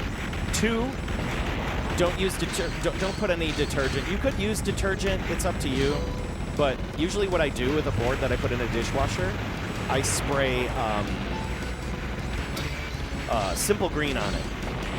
That's it. Just coat the board in Simple Green, put it in the dishwasher, and then before its drying cycle hits, right? So you can leave it in the dishwasher the whole time, hot water, the whole thing, but before its drying cycle hits, pull it out. Do not let the dishwasher dry the board, because some dishwashers are just too hot. That heat element will probably roast something that you don't want to roast. And then you just now you can do it 2 ways to dry the board. You can let the board sit for a couple days, let it chill, get some compressed air, blow out any water that might be underneath a custom or an amplifier or something like that. Just make sure there's no water, hidden on that board, because when the minute you power it up, it'll cause a short. So you gotta be careful of that. And just let it sit. Or the faster way is you can put a PCB in the oven. Set the oven at its absolute lowest temperature. Usually, like most ovens, will do it about 170. And you can cook a board at 170 safely. You don't want to go any higher, but you want to go as low as you can in the oven. And that should dry it up. Usually I'll raise a board up, just kind of get it up and if I can vertically, but not towards the heat element it's on the lowest. Like, you want to keep the board away from the heat element of the oven. But yeah, you can roast a board totally fine. In some ways, even putting boards in the oven will improve its functionality, because it will, heat up some of those established connections and, get them to kind of stick back to each other. I've had boards that that would be giving me sprite problems, and then after a good cleaning and stick them in the oven, like, they work again. And it's mainly just because it's been, kind of roasting in that heat. But again, that's up to you. A lot of people are afraid to put things in an oven. A lot of people are afraid to put, their pricey games in a dishwasher. But I promise you, you can do it. And if you're just curious about the process, go to YouTube. YouTube has a lot of good resources and videos of people doing it, telling you what you need to do. You name it. It's nice. Okay. There we go. Oh, you got the ball? No, I couldn't do it. I couldn't get up close. But yeah, you could totally do it. But rarely I do use the dishwasher. Usually it's all hand cleaned. I like to hand clean all my stuff. Oh my God, Ice Nate subscribed with a Prime. Thank you so much. You've seen people cook salmon in a dishwasher. Yeah, and that's why you don't want to leave your boards in there, because you could really damage your stuff. That heating element in there will destroy your board. So like the minute it stops, see, I itch my nose. The minute your drying cycle kicks in, like, pull the board out. It'll be, and if it's still got soap on it, just rinse it off in the sink. No joke. Just rinse it off with water. You're not gonna kill it. You gotta understand. The only way you can kill a PCB is if there's power to it, right? So of course, before you put it in the dishwasher, things like that, you remove any EEPROMs, anything that's already on the board. Specifically, batteries. If there's a battery on your board, don't put it in there. Like if it's like soldered in, like some of them have like those timer batteries that you have on them, and they're soldered on, and don't put it in. But if it's, if you can remove the battery, take it off, and then you can totally wash it. I've had no issues.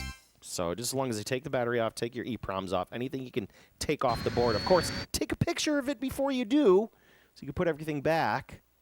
But it's easy. Just a little flathead screwdriver and just pop one side, pop. Just keep kind of popping each side carefully, and then you lift the EEPROM out without bending the legs. Don't do that. And I don't even like those EEPROM pullers. Those things scare me. Good old flathead screwdriver is just fine. Real small flathead screwdriver. You know what I mean? That's how Darius came to be, the salmon residue.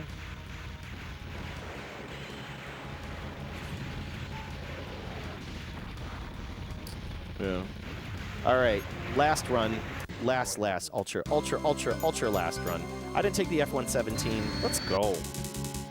And then we'll move on to Space Bomber, a game that has had no release. So thank you for tuning in. My name is Joel. For all those that are new to the channel, we are playing on real arcade hardware, live and direct in the Pandemicade, and here comes the Divine Kelly.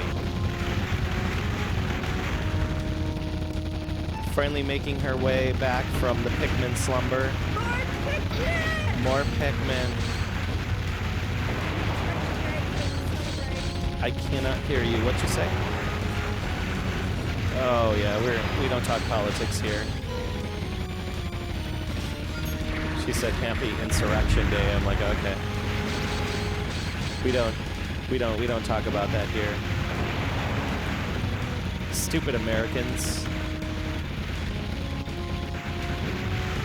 It's like as we were talking about the way the world was before 9/11 hit was wonderful, and we do miss those times. Let's stay there. Let's stay in 1999.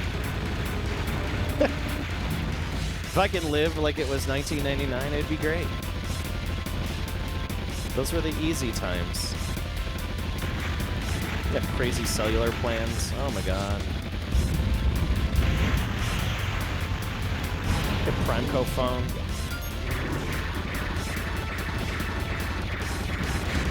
Oh my god. Let's destroy those feats.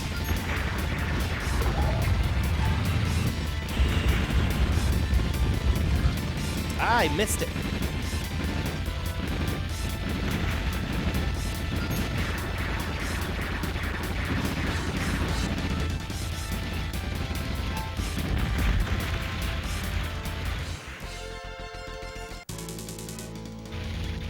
salmon residue. Holy crap, the F-117 is OP, man. Why am I not using this thing? It's wonderful. It sends bombs out and everything.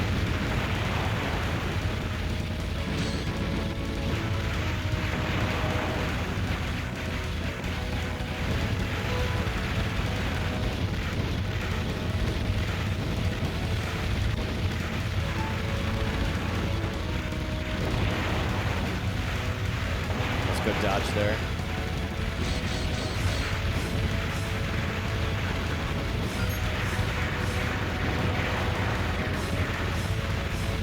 Ah, these things need to die. There we go. Boom.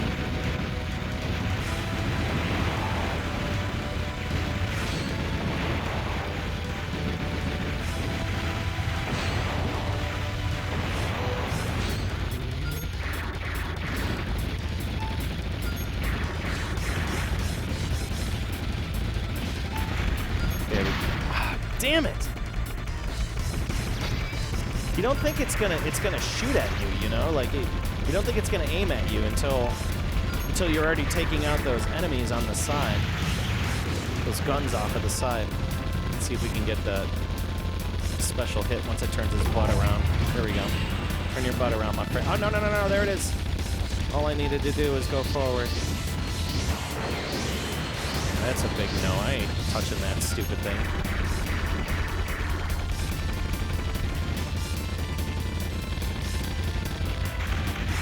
That's a rough boss. You honestly prefer calling it Strikers 1999 versus Strikers 1945 Part 3? Yeah, it is pretty dumb. I'd rather have 99. 99's a cooler sounding name, too. I agree. There's like a bootleg Strikers out there, too. I've been looking at this Chinese bootleg Striker game. Kind of interested in it. Or maybe Taiwanese. I don't know who makes it, but I do know it exists. Okay, these things, these stupid choppers, like, just harassing you, you know?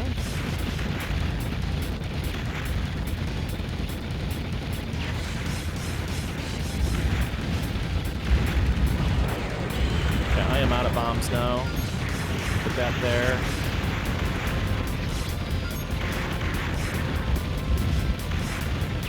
Boom. So this F-117's doing it big. Ah! Of course, the minute I go use the fire, one damn turret over there. Oh, wait. The medals don't have point values? Really? I didn't even notice that. Yeah, the choppers are harassing you. It's like, you guys ever see Goodfellas? Where like the chopper's chasing him around. He's trying to deliver all the drugs at the end of the movie, and it's like, ah, no bomb. You see me go, nothing. All right, that was fun. Let's see if this game has ass protection. I think it does. It doesn't. Ass. Here we go. We put it in. Got some good scores today. Can't complain about that. Does sound crazy, but you know, Pro Gear by Cave, it's always felt like a horizontal PSiKYO, like Gunbird and horizontal. Are you crazy for saying that? No, you're not. Not at all. They do that thing of their maximum value is at the height of their flash. Okay. The metals. Got it. All right, we're gonna change games. Thank you for tuning in. I'm going to take also a small side break just to kind of catch up on things while we do a break change. And I'm going to do a battery change on my my headset because my headset was kind of going in and out there. But thank you, everybody, for tuning in. Thank you. My name is Joel. You're tuned in to Live and Direct from the Pandemicade. From my arcade cabinets, my eyeballs to yours. We're doing a morning coffee shmup stream, which I've been overdue to do for a while. We got to hydrate in here. We got caffeinate. You know it. but just kind of double checking on the chat. Thank you for tuning in. We got a lot of good stuff today. So we're not done. We're doing the PSiKYO Shmups today. So we're going through the December to Remember Shmup event. Yes, it's not December. I know this. It is January. But since I was sick in December, and I had a real kind of slow release on December, I was hoping to do way more streams.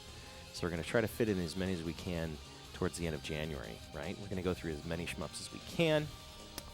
There is a reward category for Hydrate, so I will do that for sure. How big am I going to grow that mustache? I don't know. It goes in thickness until then. I probably go to my barber about monthly. You know, and I try to clean it up when I can. You know what I mean?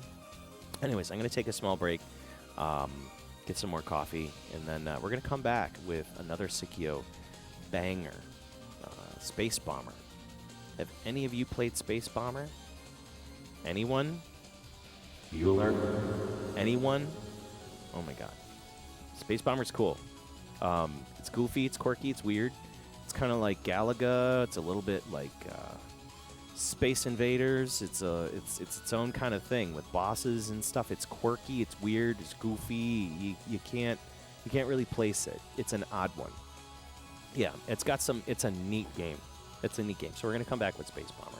Yeah? And plus on top of it, the Chunk's coming back. He's back. Yes, he's back. Yes, he's back. Yes, he's back. It is like Cosmo Gang.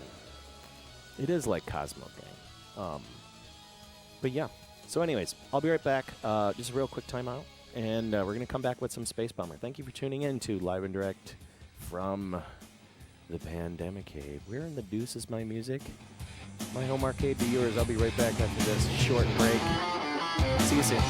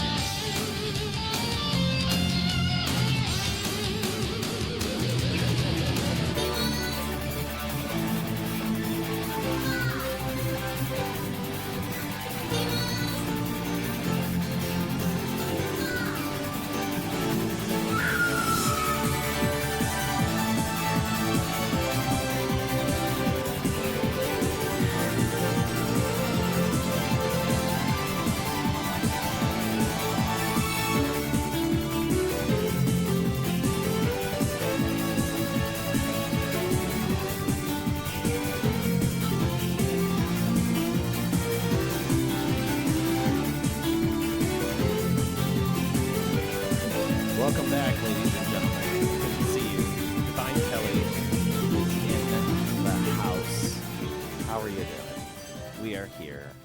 Good to see you. So yeah. Divine Kelly, my ever wonderful other half, lovely other half. Good to see her. Welcome back. My name is Joel. You're tuned in to Live and Direct from the Pandemicade for the December to Remember Shmup event, which is continuing through the month of January, because why not, you know? Snake Grunger, oh my God. What's going on, my mans? What's going on? Let's see here. Just kind of checking back on the chat. Good to see you, 93 Mark. How are you doing? Also recently joined our Pandemicade Discord. We do have a Discord and a Twitter, so I'm just going to kind of plug these before we get on to our next game here. So highly suggest stopping by the Twitter, aka X. I hate saying X. Stopping by my X? No. What? Who says stopping by my X? It's still Twitter. But anyway, stop by my Twitter. It's where I post show updates and things like that. You want to see the board, see the conversation, see what I'm up to. There's no politics, no garbage and drama there. Highly suggested. If not, you can always stop in the Discord where we continue the conversation from the show. There's a lot of really cool people in there. You know, no porn, no drama, no politics. We just keep it real cool. Like, keep it gaming, you know, kind of. It's funny because it's like a big old retro gamer support group, you know? So it's really awesome to see what other people are doing. Plus, we have an amazing weekly shmup contest going on in there, run by our man, A. Creighton, he's probably one of the best shmuppers. We talked about him earlier. And lastly, we have a YouTube. YouTube is is the channel where we dump all of the previous archived shows. I think now we're about 3 years of content. So if you just want to binge on everything, including last year's stuff, you name it. Oh, look who's here. It's the Chairman Chunk. Chairman Chunk's lurking, a.k.a. the Ginger. Yeah, he's lurking. What's going on, Chairman? Oh, my God. Got to watch out for him. He's dangerous. Yeah, 19XX is this week's game. Join on in. And yeah, Mighty Squirrel, a lot of the people in the chat, they're all in that shmup. In that weekly shmup contest, and there's no prizes or anything. It's just mainly for scoring, and then we talk about like the mechanics of it. It's a real cool, organically like spun up community I didn't expect, and Aaron and friends really do a great job in there. So highly suggested. Yeah, daytime stream Zero Fire. That's what we're doing here. Nick Versus, I see that Hydrate, and we're gonna make sure we cash that in. We're gonna cash in Hydrate because we're drinking coffee right now. Let's check in on Chairman. Chairman, what you up to? Chairman's doing things. This is, of course, one of the two Pandemicade chonks, and this one is kind of he's the skittish one that's starting to get used to hanging out here in the arcade. He used to really not do that so much, but every time I start bringing out boards and parts, he's always here. So it's always nice to see the Chairman. He's a good chunk. He's really a good chunk. So, Space Bomber. What in the hell is Space Bomber? And when the hell did this game come out? That is a great question, because I don't even know. We'll just wait for the oh, I just dropped my microphone pack. Yeesh. Don't do that. Yeah, I'm going to have to get me some new mic packs soon. Okay, so this game never came out on home consoles. I'm pretty sure it's like 98. I could be wrong. We'll find out in a minute or two. Look at this crazy intro here. Space Bomber. Oh, 1998. We're good there. So I was correct, 98. And this is an odd one. I mean, we're talking odd. And I can see why people didn't... Why PSiKYO didn't release this for home consoles, especially here in America.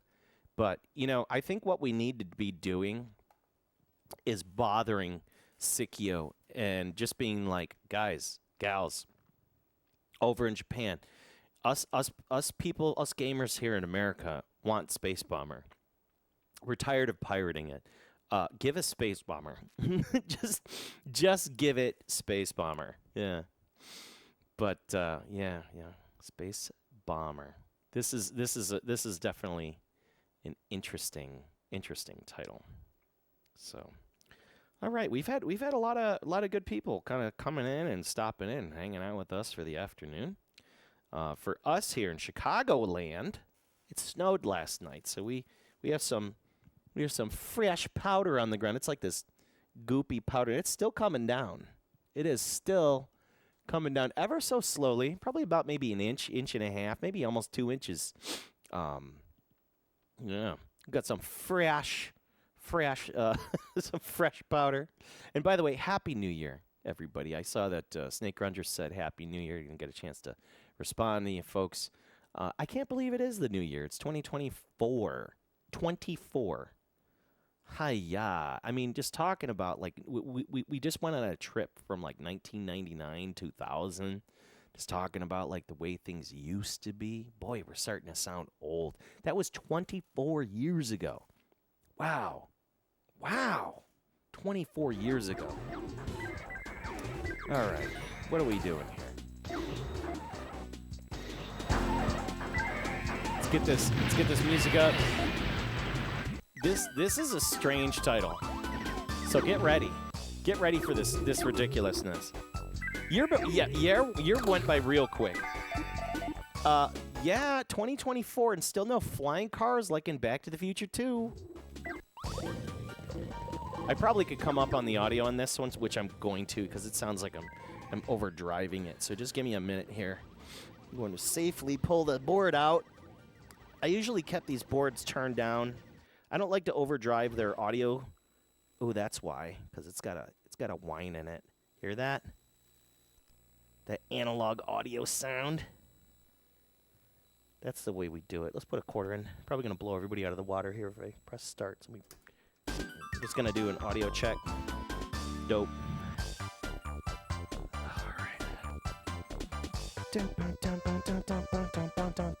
Okay. I think we're good here. Dun, dun, dun, dun, dun, dun. All right, let's get moving on with Space Bomber. I'll reset my scaler, and we'll get started. Cool. Let's go.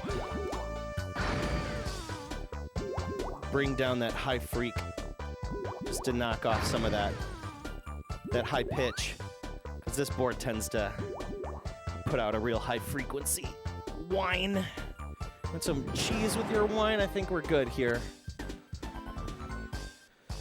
All right, let's die. Just hit me. Bam.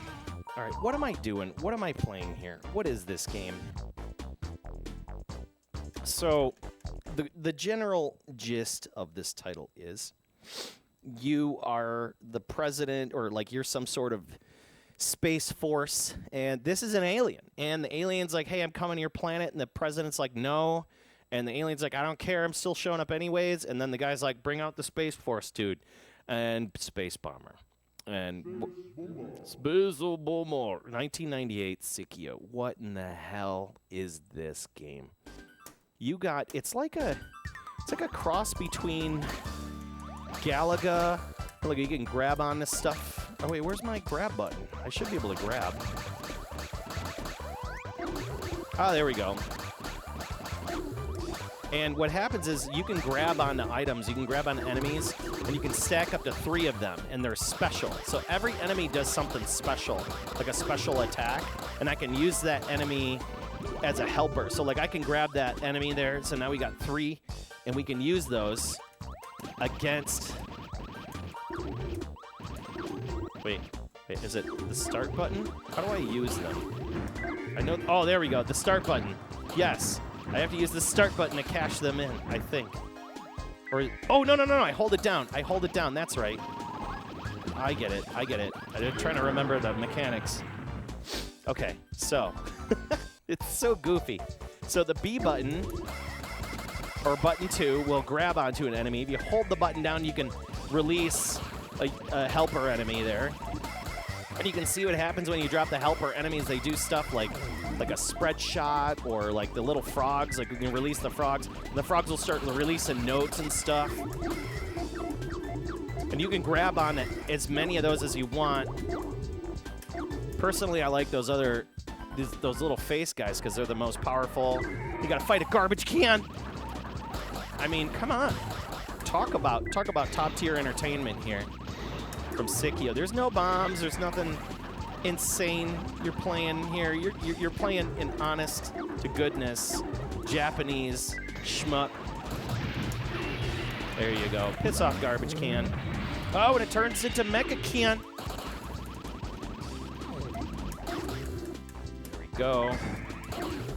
Keep pulling those guys in and using them. Because you get the bonuses, right? You get the bonuses for using those dudes. You drop them off. Oh, laser garbage can. Get that power up. Get those power ups. Oh, the World Trade Center. Damn.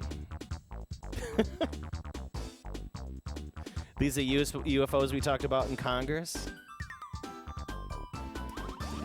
This was an alternate timeline when PSiKYO actually made shmups in the 90s. Yeah, it is kind of a weird one.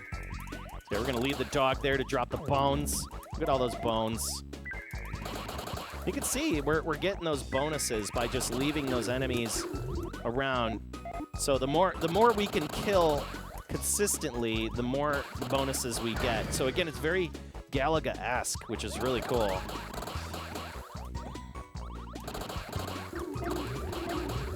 This is one of those games where it's like, man, if you don't know what's going on, then you need to step to it, and you need to find it and play it. It's just a lot of fun. Oh my God, it's a giant pig! It's a giant pig. Laser pig. Ugh. Shooting nostril bullets. I know this thing has lasers too. It's just a matter of time. Oh, here it goes. It's charging. Oh. Goodbye, laser pig. These rabbits are dropping carrots. There we go. And there's going to be an area of denial type rabbit there, just firing random carrots straight ahead. Very useful. Ah! See, I was trying to shoot that enemy. All right, let's do a restart. Now that I know what I'm doing. Yeah, garbage cans. You spelled it out. Garbage cans. Oh, look who's back. Shmupcat's back. Yes, he's back. Shmupcat's back. Yes, he's back. Yes. He's getting comfy in his log chonk box. Cheers, everybody. Cheers. Sip of coffee to you for the new year. Shoot 'em ups and continuing the December to Remember Shmup event with some goofy ass fun titles. All right.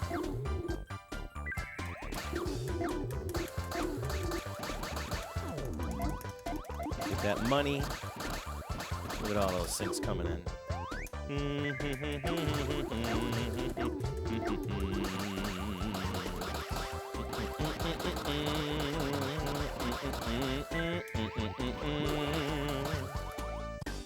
Yes. Butt cam. You love the coffee? Absolutely. Well, then you're one of us.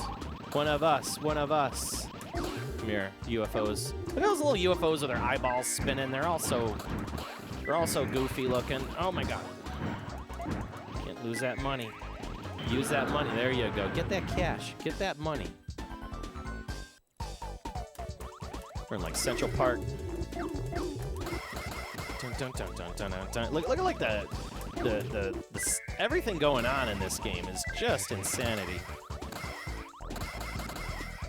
I wonder if there's like a better way to like leave those frogs out there so that they get the enemies and their patterns as they're coming down.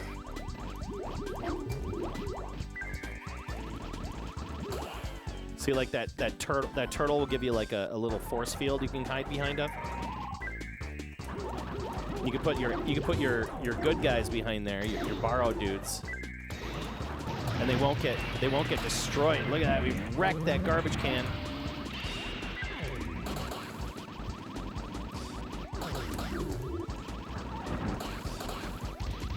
You know, in true PSiKYO fashion, you got those football bullets. They're coming for us. It's going to charge that laser any minute soon. There it is. You can't even see when it's about to charge. That's just brutal. True.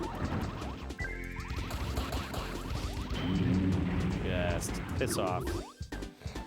Oh, man. Current drinking some Dunkin' Donuts at the moment. Iced coffee. You and Kelly with the iced coffee. She always does the large iced coffee with sugar, with cream and sugar. I'm like, that's insanity. It's good stuff though. We're gonna leave the dogs there. Look at the dogs go. Get that money. Yum yum yum yum yum yum yum yum yum yum yum yum yum.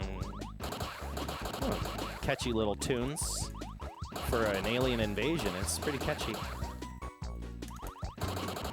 I was really fortunate to find this this board of Space Bomber. This one is they don't pop up too often. Oh god, it's a pig.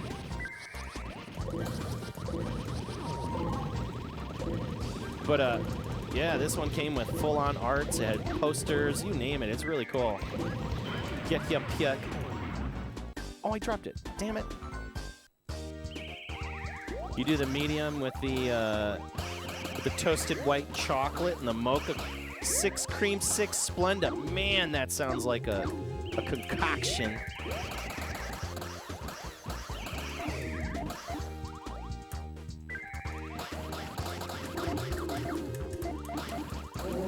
Go! Give me that. I will take that. Next to Starbucks, Dunkin' has some. Okay, I'm gonna give it that. We're gonna start doing some coffee talk here, right? Whoa! We're gonna do some coffee talk. I'm not mad at Dunkin'. Dunkin' is a comparable roast. Next to Starbucks, Dunkin' is good. I agree with that. Like it's good. Dunkin's good. Starbucks is trash. Tim Hortons, super good. Wawa Coffee, super good. It's for those East Coasters.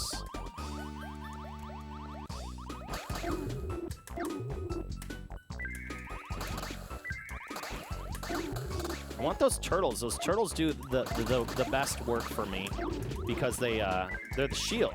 You know what I mean? You want those shields? You could put those enemies behind the shield so you can use them. Very nice. But Starbucks, yeah, don't ever give me a thing to start. Like, I'll take your Starbucks if you bought it for free, but I'll never actively go to Starbucks to just buy coffee. I don't know how people drink that stuff. It's just the worst coffee. Their Christmas blend, maybe I'm in for, but like, oh my god, we're gonna keep going. Those gold skeletons, gold skulls. Up. Look at it spin. Oh.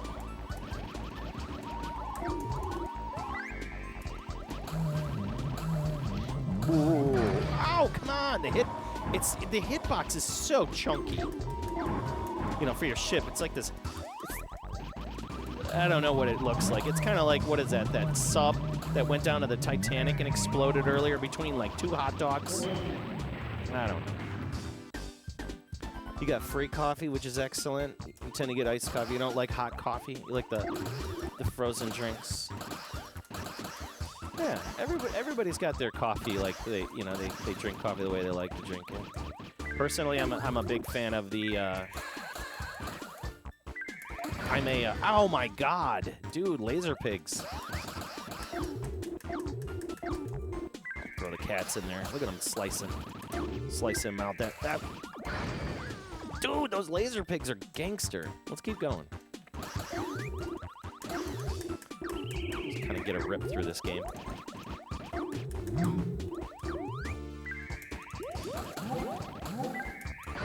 Ah!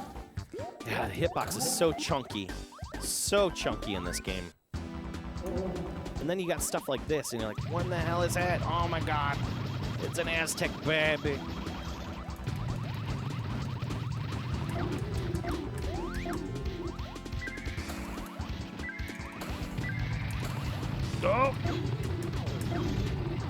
It's shooting like space donuts at me. I don't know. Aztec donut.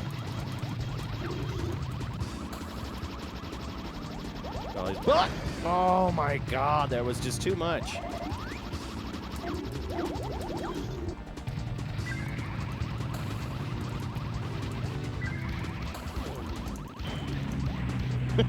That thing sucks. You're flying an Ocean Gate sausage double down. Yes, that's what it is. An Ocean Gate sausage double down. Hit Byax.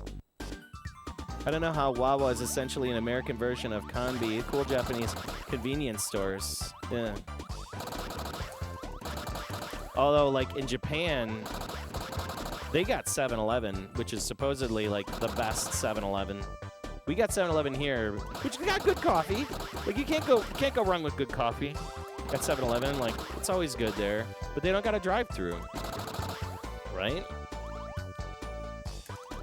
But I swear to God, don't ever come at me with Starbucks. Like, just don't. It's like acid. It's like every time I have Starbucks, it tastes like they either cooked it too long or they burnt it. You know, and I'm a traditional coffee person. I drink it black. You know what I mean? It can have. Oh my God! Give me those cats. Oh no. The oddity of Space Bomber. Ow, I try to get through there. And there's no slowing down your jet, no speeding it up with any other special power-ups. It's just power-up. Oh, the only power-ups you got are the... What in the hell?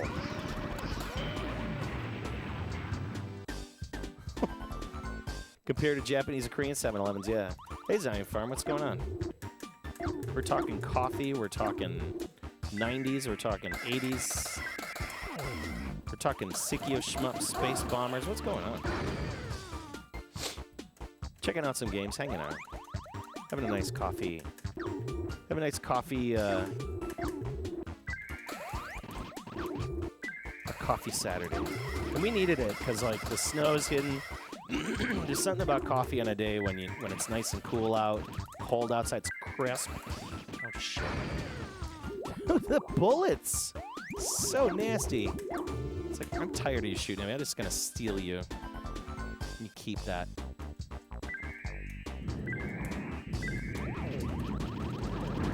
Look at the damage we're doing there at the beginning. We had like so many extra shots. Just chill out. Take these things. Like how they have like a 6-speed shift, like a 5-speed shift pattern in there. What's going on with those guys? Oh my God, here it comes. And it's a monkey. Damn. Let's take the ball. Grab that power up. Oh my God. The minute you get those power-ups, man.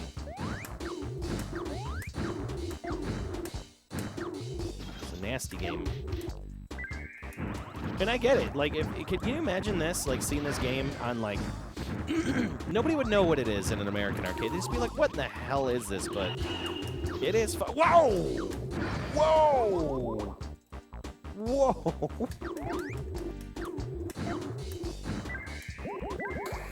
Those balls, though.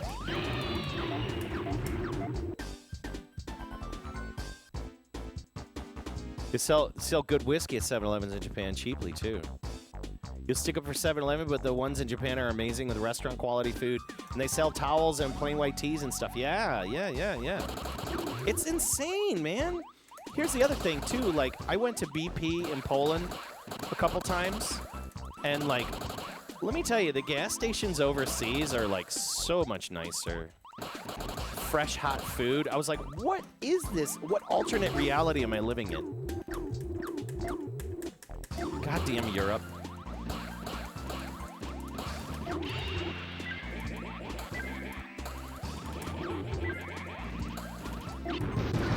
Whoa! I'm just gonna be a sword and start spitting.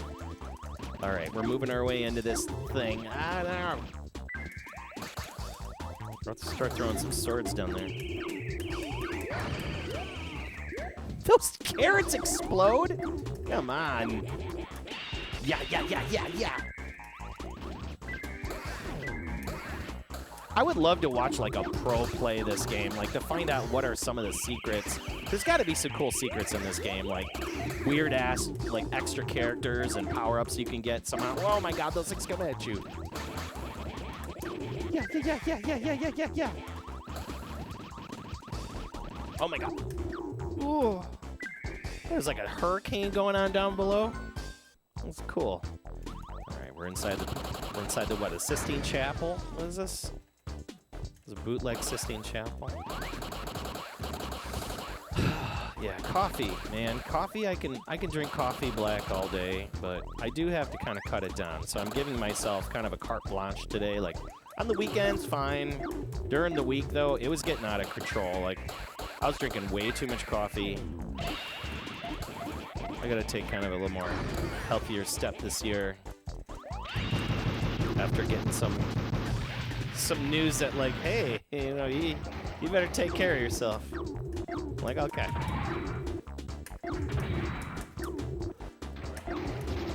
Oh god. No. It sucks when you start to kind of get old and then you're like, oh god, there's actually health shit I gotta deal with. I don't want to do that. Oh, whoa! Hey, look at it. It is that sub from. It's like totally the sub with like 2 blue hot dogs. Oh my god. The double down sandwich. Eat that pig.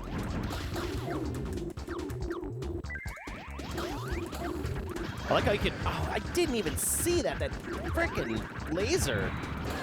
Here, pig. Oh my god. There's no escape. Laser pig.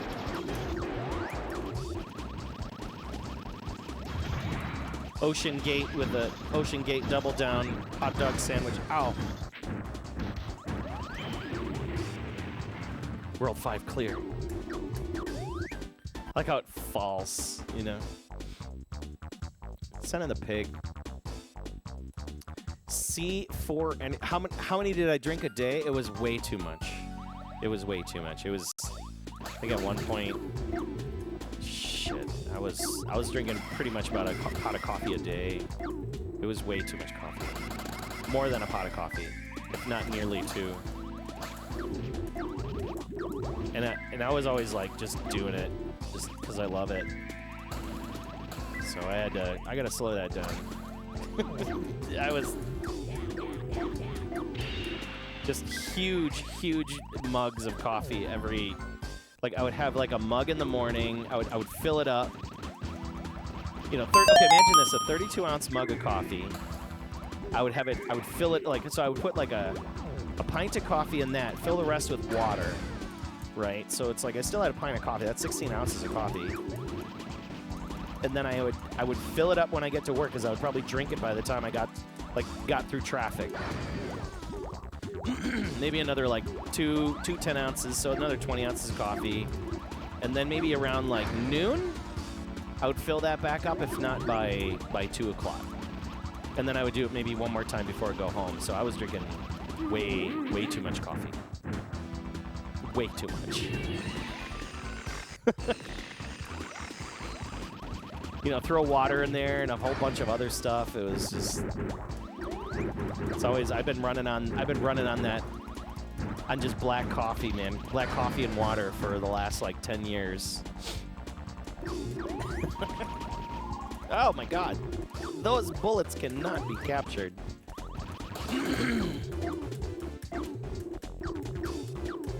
But Lord knows I love my coffee. You know, I love getting it from weird places, you know, like whenever I'm on like business trips or something.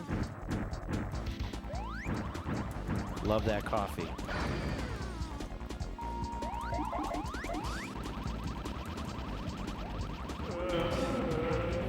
There he goes, joystick. He swore off energy drinks. Keep your caffeine under 200 milligrams. Okay. See, that's hard to do, man. Like, how do you measure the amount? I guess, well, I guess you just have less, you know. But yeah, I gotta slow her down. It's that time. About that time, chaps. Right up. And we're back.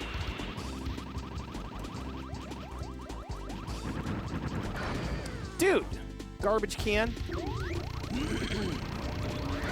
Like, what in the hell is going on? It's like a Mazinger garbage can. Oh my god. And the PSiKYO bullets are coming in hot and fast. You know who's got a really damn good cup of coffee is Casey's. I've been hitting up these Casey's places near us. Like, we're finally starting to get Casey's around here, which I think is like a, it's like a bootleg Buc-ee's. They look like Buc-ee's, but oh my god, he's not dead. I think that's like the final boss guy. Get out of here. Like, wow, he shoots flames? Man. This is so ugly. Oh my god. How many quarters have I gone through? Just too many. It's like, oh, you want to hide in the center? No, we're gonna get you. We're gonna get you with the flames. I can't either. What a pattern. Piss off. I'm gonna eat. Yeah, there we go. We captured it. We're gonna go kick you all the way down to earth. Then he blows up. You like Beagle coffee? Barley tea is a great drink for alternate coffee. Good for blood pressure. You'll never drink yours black. Yeah, I need to bust out the tea. I need to start going with tea. I need to start busting out tea. I need to start working that out. Figure out like a way to make it my coffee maker a little faster, and then like, yeah, I need to step to tea. Space Bomber, there we go. We've saved America from all the ridiculousness. Look at all those jets from like strikers. You got your little hot dog ship. You're like, hey, you did it. It's a ridiculous game. And the president's like, yeah, look at him. He's like, we did it. Ticker tape parade. There were many lives lost. Many hot dog lives lost. And then you get some sort of keyword, and I don't know what that does, but it makes me wonder, because, like, see, it says BUTA3. So in the test mode, there's a test mode here. And I know you could put in, like, a code. Hang on. Excuse me. I know you can put in a code. And there's, like, oh, this one doesn't have it, does it? It doesn't. On some PSiKYO games, they have like a code, and it's like a secret code area, and you can put in like a little code in the test screen. So clearly they don't got that. What a bummer. There you go, Space Bombers. Oh my God, Ken 7 stars all the way from Italy. Good to see you, my friend. Yes, Ken 7 stars got to be getting ready for the Neo Turf Masters tournament coming up in February. He's just gonna destroy everybody with his negative 26s across the board. Guru is like, hell yeah, Casey's. What's up with Casey's? Is Casey's like a are they owned by Buc-ee's? Because like Buc-ee's is good. Like, but we had Buc-ee's probably like very shortly, and then right after that, the Casey's moved in. But like the font is kind of the same, the color is the same, but we don't got all the cool stuff like the Bucky Nuggets and all that stuff. Dude, Bucky Nuggets, they're like oversized corn pops. They're amazing. They only make them, the Bucky Nuggets, at like you go to the gas stations to get them. Man, Buc-ee's is full of so much good stuff. Dangerous. One day I'm gonna make it to like the world's largest Buc-ee's. The big truck stop one that's like in Texas, and it's like humongous. Yeah. Yeah, Ken 7 starts going to wreck us in Neo Turf Masters, man.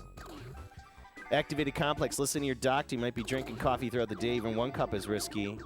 Yeah, the internet doesn't know your health, but your doctor does. Dude, that is absolute 100% top tier suggestion. Yeah, that's the thing, man. I gotta start monitoring blood pressure and taking care of myself a little bit more so I don't die.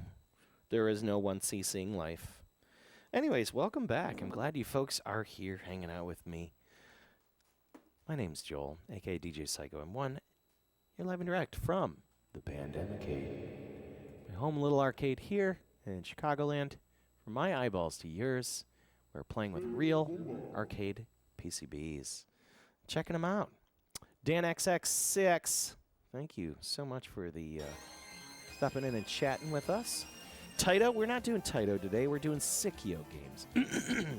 So, the December to Remember Shmup event. What in the hell is that?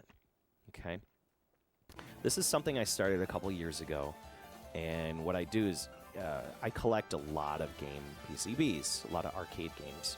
And what I do usually is every December, I try to break them all out and fit them into December. Now, the last 3 Shmup events that I did, I would maybe get in, like, I think the most I did was like 11 streams in one. Another time I was able to get in like 8. The other time I was able to get in like 6 or 7. But this time I want to stretch this one out. I want to go a little bit further, and I want to try to cover each episode with like a genre and or manufacturer, and in which today we're playing through the PSiKYO games in my collection. So we'll be probably like 1 or 2 will be going on. Thank you so much. I appreciate the comments. He said nice stream. I appreciate you. Yes. Trying to do my best, man. Grow this channel organically, and just trying to have fun with it, right? And that's kind of what we're doing here. We have a really good community, and everybody talks arcade games, hardware, whatever. And if you're interested in any of this stuff, we do also have like a Discord and things like that to continue the conversation. We can even probably help you find an arcade cabinet yourself. So that's the type of work we do here. Repair, you name it. That's what we do. So, Stormer, and also how often we go to the toilet. Yes. Am I going to be playing all of the games that they're making? No, I can't fit them all in. But I think we're going to do one more. So here's the question, chat. I'm going to put this in a poll, right? Because I do need, let's see here, poll. We're going to play Gunbird next. The question is, which Gunbird should be next?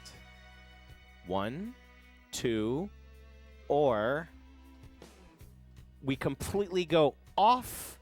We go off the rails and we play Fantasy Zone.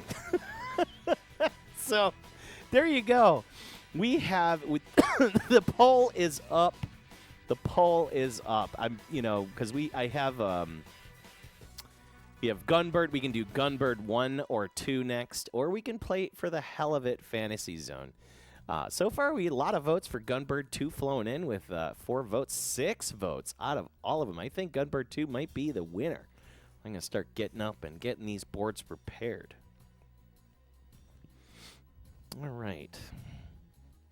Gunbird 2. Which one is it? It is probably this one. Gunbirds are kind of hard to tell the difference between. Yeah, that's got to be Gunbird 1. There's so many boards here. Dragon Blaze has its own box. The Strikers games sit in their own box. Gunbird 1 and 2 lives with Space Bomber. Let's take a look at this poll. We have 1 for Fantasy Zone. We have 1 for Gunbird 1. And we have 6 votes for Gunbird 2. Get those votes in. Get those votes in. Let's check in on the Chonk while we're at it. Everybody likes to see the Chonk. Oh, Chonk. There he is. There's the Chonk. This is the Pandemicade mascot right here. Look how big he is. He is a unit, right? To give you an idea of scale for this animal, I'm going to grab my Galaxy S23 Ultra phone. This is a pretty damn big phone, and it's in an OtterBox case, right? We're just going to put this right on top of him. That's a big phone as it is, and Egon eclipses that thing. He is a unit, and he's in his full-on log chonk mode. This is a log carrier we use for the fireplace. So when I go out to the garage to get logs, and he just likes to hang in it because it's like this taco-like thing. You know what I mean? What are we doing here? We got 7 votes for that. 7 votes for Gunbird 2. I think Gunbird 2 is going to be the winner at this point. I don't know if anything else is going to be taking that. For anybody else wondering what we're doing here and how this works, all of these candy cabinets can be captured. So I do have a capture computer up there, a big old 50-inch TV on a swing arm. Same with my chat computer. Everything goes through an OSSC. We're currently working on getting, you can see down there, that white box, that's the OSSC, the Pro, which I'm working with the company to get that running. And then over here, we have the Astro City. We have the Astro City 2. And we have the new Astro City. We have all 3 Sega cabinets doing it big. We have a T13 table being used as a table. And we have a Vulix and an Outrun Mini, which is a real Outrun, not one of those stupid arcade one-ups. It's a real Sega Outrun, which is cool. So, looks like Gunbird 2 won. Let's take a look at Chonk one more time. Chonk. What a chonk. He's the master chonk. Okay, let's get Gunbird 2 in the cabinet. We're continuing on the PSiKYO day. I like that. The chat is maintaining. Chat is maintaining the structure of the show. We're not getting too crazy and playing something that is out of scope. So I appreciate seeing that. That's kind of cool. All right.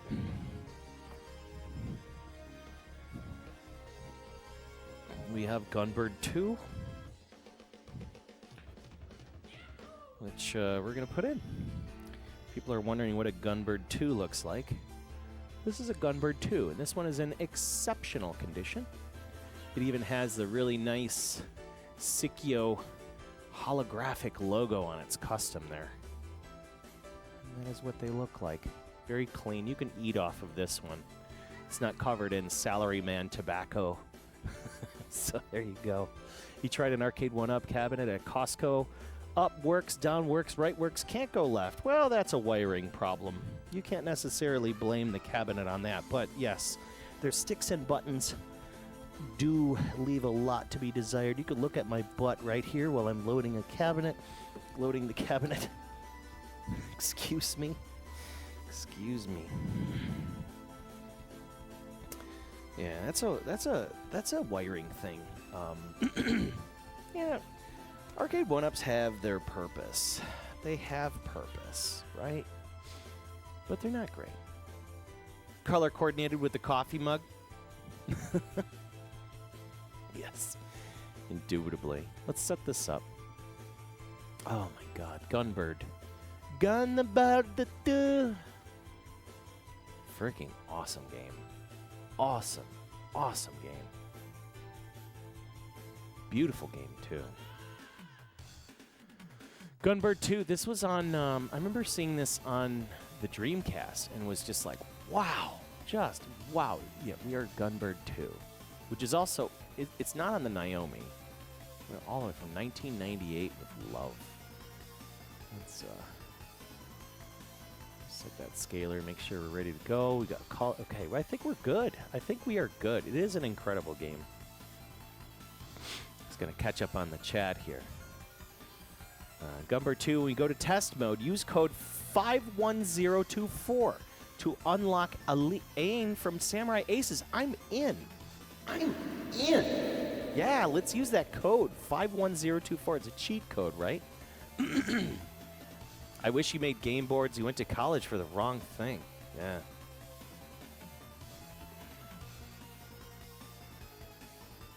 They didn't have that cabinet there a week before, so it was a 1 week of wear and tear. It's probably just kids doing that thing. Because, like, kids, I don't understand why children do this.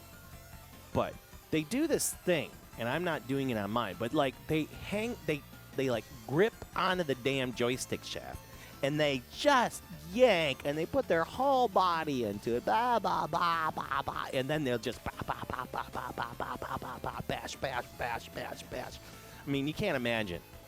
Plus, like, all of the goo on their hands from the things they ate in the car before they showed up to the store. are mashed into those buttons and mashed into those controls. So you get what you get what the pain that those things go through. You know what I mean? Kids destroy machines for sure. Oh, I have to press up on question. Okay, got it. All right, well, we'll do that. Thank you for the tip. Thank you for the tidbit. So we're going to set this up here. We have current game. This game's awesome. I'm glad the poll went through its thing. Kids do that at arcades. You still can't move all 4 directions in Gallagher, Miss Pac-Man machine at those places. They're built for the rigors of a public space. 100%. Yeah, if you get, like, proper... I'm going to say this. I like IL sticks. I think they make a comparable Suzo Hap reproduction bat-top, American-style bat-top joystick. The IL sticks are pretty good. They take a great beating. You know, you have 4... Usually, most of them are held in place by, like, 4 carriage bolts. You know what I mean? So, like, those things are ready for... They're ready for a beating that anybody can give them. And plus, of course, you know, a good arcade cabinet will be made of some really solid wood, of course, you know, multi-ply plywood or MDF or something like that. And, you know, it's like that's bolted to that. So, of course, a kid could really give it a good shove and a yank. But those one-ups, they're not made for that. They're made of, like, paperboard. You know, kind of like that recycled paper pulp, and they smash it, and then they cover it with, like, a laminate, you know, or a vinyl, of course, all the art. So, like, God forbid you get the thing wet or, like, you have it in, like, I've seen people have problems with them in, like, Florida or, like, humid environments where, like, where the material swells, and then, like, the stuff starts peeling off. It's just poor craftsmanship. I wish they were made of better materials. So we're going to do this test mode thing that is suggested to get the character. There it is, the maintenance code. So by hitting the maintenance code, 51024. 1, 2, 3, 4, 5, 1, 0, 2. Sit at aim flag 2. Okay. Coin slot, free play, demo sound. We don't need to mess with any of that. Let's get some. Well, I need to set my audio here, so let's do that. Let's make sure we got good audio, and then I gotta start. Yeah, no one-ups for you. Yeah, conventions are pretty tough on cabs too. Sometimes players don't know how specific games work, and that's fine. Just as long as you're not like just allowing your child. Like I see people just allowing their children to just tear on these machines, especially at like Galloping Ghost. I have a bone to pick with the way certain games are left, just to take a beating. Okay, let's make sure this doesn't blow everybody out of the water when we press start. It's doing an audio test here. It's pretty good. Make sure the music nice and pronounced. The music in this is hella great. Okay, we're gonna die, but the one thing I have, the bigger problem I have is, I'm gonna turn it down here. In fact, I'll just do it on the board.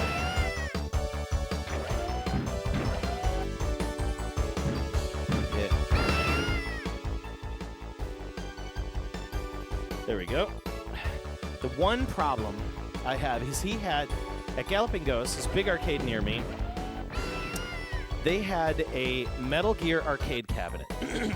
It was awesome. It was a Metal Gear arcade cabinet. It was a big screen, and on that they had like a bunch of buttons, you know, like a dial pad, and it had a couple other like context buttons, and then you'd sit down on like this bench in front of this big screen, and then you'd have like controls and stuff, and you'd have like a rifle, and the rifle had all these complex controls and things on it, and it had it was like an arm. And it had 3D glasses that you could like pull up to your face, right? So they just kind of float in front of your face while you're shooting. So the game was 3D. And man, like the kids completely destroyed it. Completely destroyed it. Like absolutely just wrecked. like the glasses were ripped off, or the gun parts weren't working, and like the little micro controls that they had just weren't working. It's just like, son of a bitch. You know, like, I wish some people would, you know, and then I go there and I see the kids doing this thing off of the control sticks and like, hey, Dad, get done playing Q*bert. I don't want to, ow, you know, or like, oh, they get in the Daytona cab and they're just hitting the shifter, going bang, bang, bang, bang, bang, bang, bang, bang, bang. They're shifting like it's freaking like, man, that bothers me. All right, we got this guy. Let's use him. Visit a pinball museum a few years ago. I remember seeing a note pass in older arcade cabs, a warning, be gentle. Yeah, nobody reads anymore. Come on, man. What are you talking about? Unless if it's on a tablet or there's somebody in your face telling you. Nobody reads that anymore. They don't care. Nobody's watching you. They're just going to smash it. Smash. They'll never be back. They don't care. That's the thing. It's like, unless there's some things where it's like, if you're a museum, you almost have to say, when people walk in the door, I wish it could be said when they walk in the door, be gentle. Like, you know, play the game, like read the directions, or like just be gentle. It's so hard to see some of these games with these incredibly hard to find parts. Just wrecked. Just wrecked. Arm Champs is another one. This game called Arm Champs, and man, I see this thing just kids hanging off of the arm all the time. I'm like, stop. This poor cabinet. Any of the driving games just destroyed.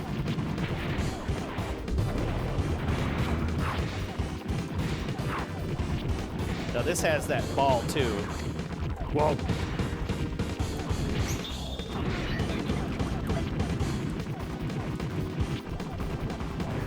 But what are you gonna do? You know, like, I can't parent everybody, but for those with kids, and you ever do take them to a damn arcade, just,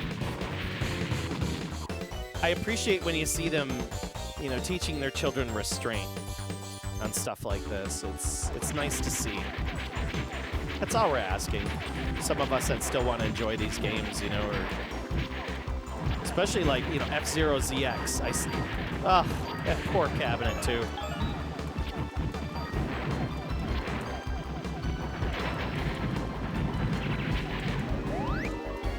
Nice bomb. We use the bomb to get all those.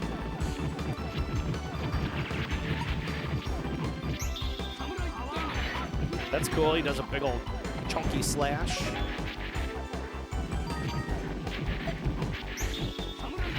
Samurai? That's one game I don't have is Samurai Aces or Soul. Those other weird PSiKYO like samurai games.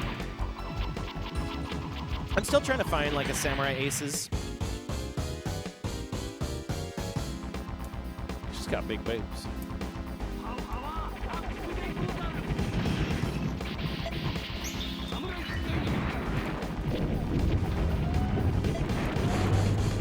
Oh my god.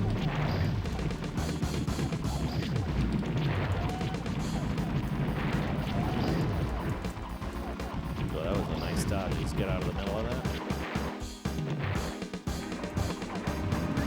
Tengai, yeah, there's Tengai, there's Soul Divide, there's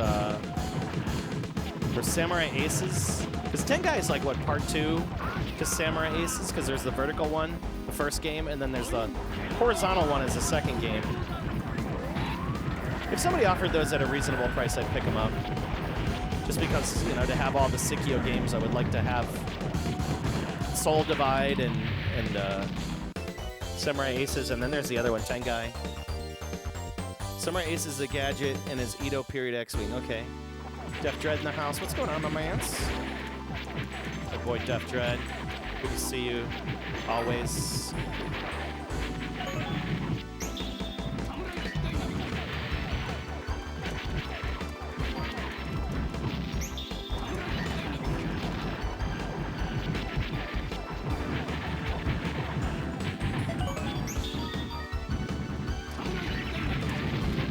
bomb there. I'll take it.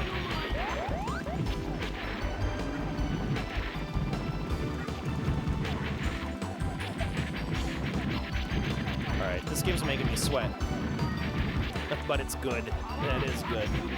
It is good. Those little people, they're running.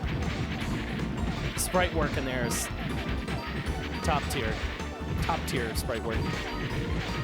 There's so much to look at. There's so many details. The little person in the desert just sweating.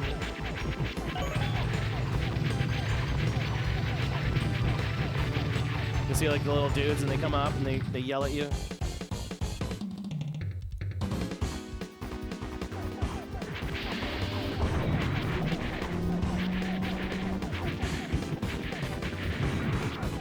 Oh God. Oh, I couldn't do it. That was a poor bomb drop. That's about when you want to do the bomb drop, is when the bullets are maximum on the screen. And then you get all of those roses for the points.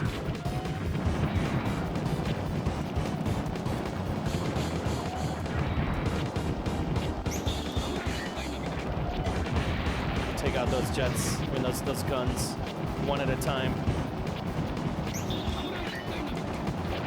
That laser does maximum damage. Ow, no! There it is. Good bomb. Yes. Yeah, there's a lot of details in this game. It's super, super cool. The art style is great. PSiKYO goodness. Now. Oh. When level gauge is beyond 1, short range attack can be used. Let's try it.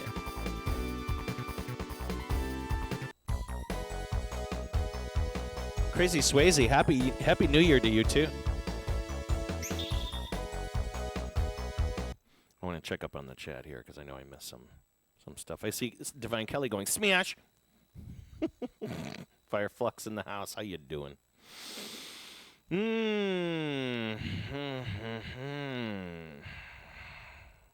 I'm sure parents don't give a second thought. Just here's $5. Go play. Go play while I surf on my phone and look at TikTok. Go look at, be programmed. Programmed to hate something today. The engines are made of giant-ass barrels and some jazz. Not sure about the PCBs, but you find the digital games on Steam, PS4 for very fair prices. Very true. This Gunbird 2, let me tell you, if you don't have this in your Shmup collection, buy it. Pay whoever releases, pay the money, buy it. Buy this game, buy it, buy it, buy it. It's probably next to Dragon Blaze is one of the top PSiKYO games. 100%.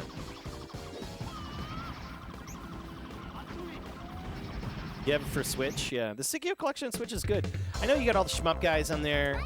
Like, let's go a couple frames and frames. And I'm like, okay, we get it. How about you just buy the game and enjoy it? And you get used to the lag, right? Because you're playing it on your busted-ass TCL TV. Now, if you take Shmup seriously, then get a CRT, get the real hardware. Maybe even a Sega Saturn version of this is really good. Hell, you can play this. You can play this on Mister. They got the Sega. It is on Saturn. But honestly, like whoever, the game's fine enough. The game's fine enough by itself. Frames and lag. It's like, okay, we get it. We get it. You can perceive the 4 seconds it takes to, the 4 microseconds it takes to actuate a movement. I understand that. Sometimes, yes, certain emulation can be pure shit. Like, you know, depending on how fast or how slow your machine is. Of course, everybody's mileage will vary in lag, you know, input lag. But the release of this was wonderful. It worked just fine. I played it hundreds of times on my Switch. Hundreds of times, and it's wonderful. What do you think about that?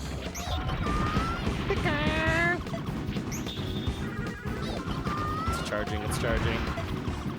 Big attack. Boom. Yeah, and there you go. You got if it's on Saturn, guess what?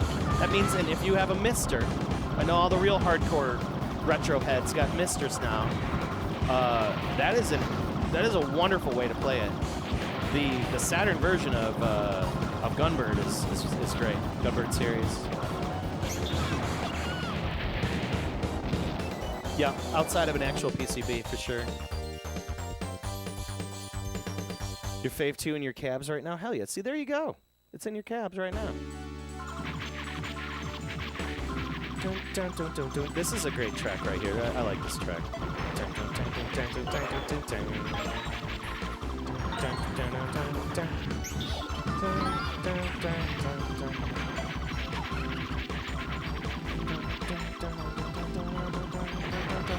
Those little guys on top of the towers are they're mad at you. Don't come here, don't come here.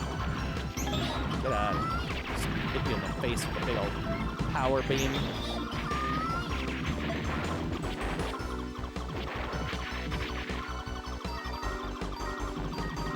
Has shades, this music has shades of like Cotton. You know the game Cotton? The little witch.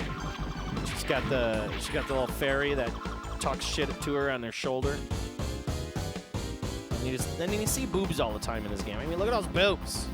Those big boobs. They're doing it right in 98. Make things better. Put boobs in it. It's no different than what we're seeing on OnlyFans or freaking Instagram or TikTok today. Everybody's just throwing their boobs in our face. Might as well put it in our video games again.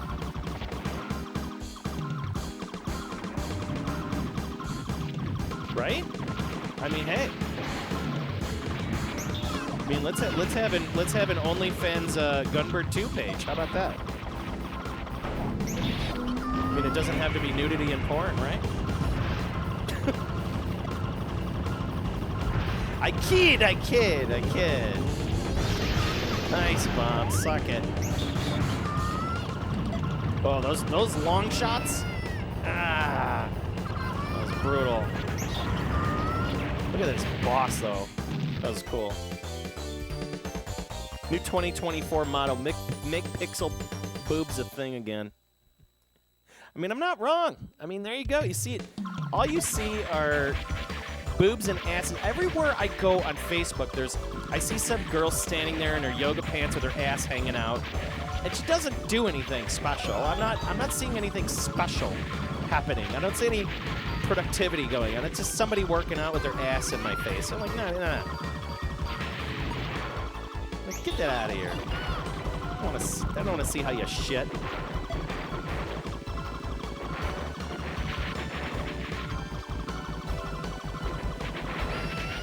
I'll never understand it. I'm getting too old to the point where I just don't understand it. So now I get to make fun of it.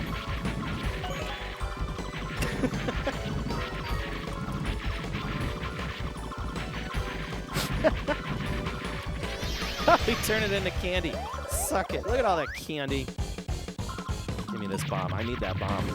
Yep. Oh. She's my favorite. I like that purple witch. She's cool. Yoga pants asses. If Lara Croft can get Playboy back in the day, I mean, yo, remember when like everybody was so mad about like Lara Croft, but like those games were good. I mean, I played the shit out of Tomb Raider, and I didn't think twice about like, oh great, it's just some sexy character running around with guns, shooting at T-Rexes and bears. That was awesome. And the games was good. Like, make the game good. Who cares if... Okay, Bayonetta. Excuse me, Bayonetta. Right? Bayonetta. So good. And they just released Bayonetta 3. That is like sex in your face. What's going on? Coleco 3333, Joel and Chonks. Yeah. Yeah. You getting the TR remaster next? What's TR? See, I love Bayonetta, right? Because you make the game good, you don't got nothing to worry about. Who cares what your character looks like? Just as long as they're not, like, I don't know, hentai tentacles or something sneaking up there. But, like, really, other than that, you're good. Make a game good. It don't matter. Take an Alu card.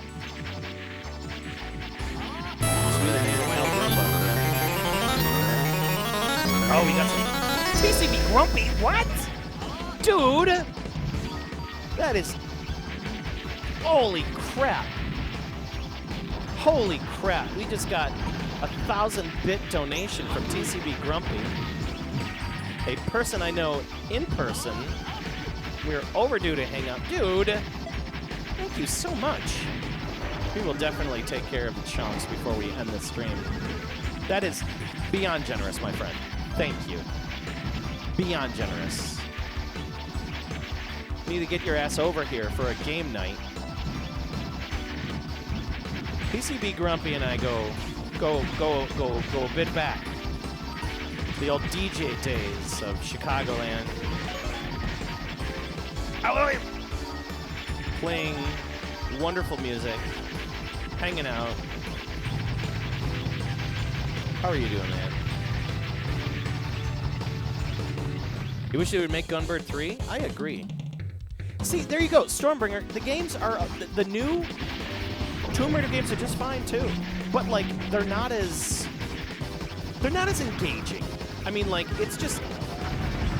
I listen to this podcast called. There's quite a few podcasts I do listen to, but one of which they were talking about the new Tomb Raider games versus the old ones, and how the new ones it's just like the eternal suffering of Lara Croft. Like she's just getting beat up and cut and thrown down a cliff or tossed off a waterfall. Like she's just getting the shit beat out of her.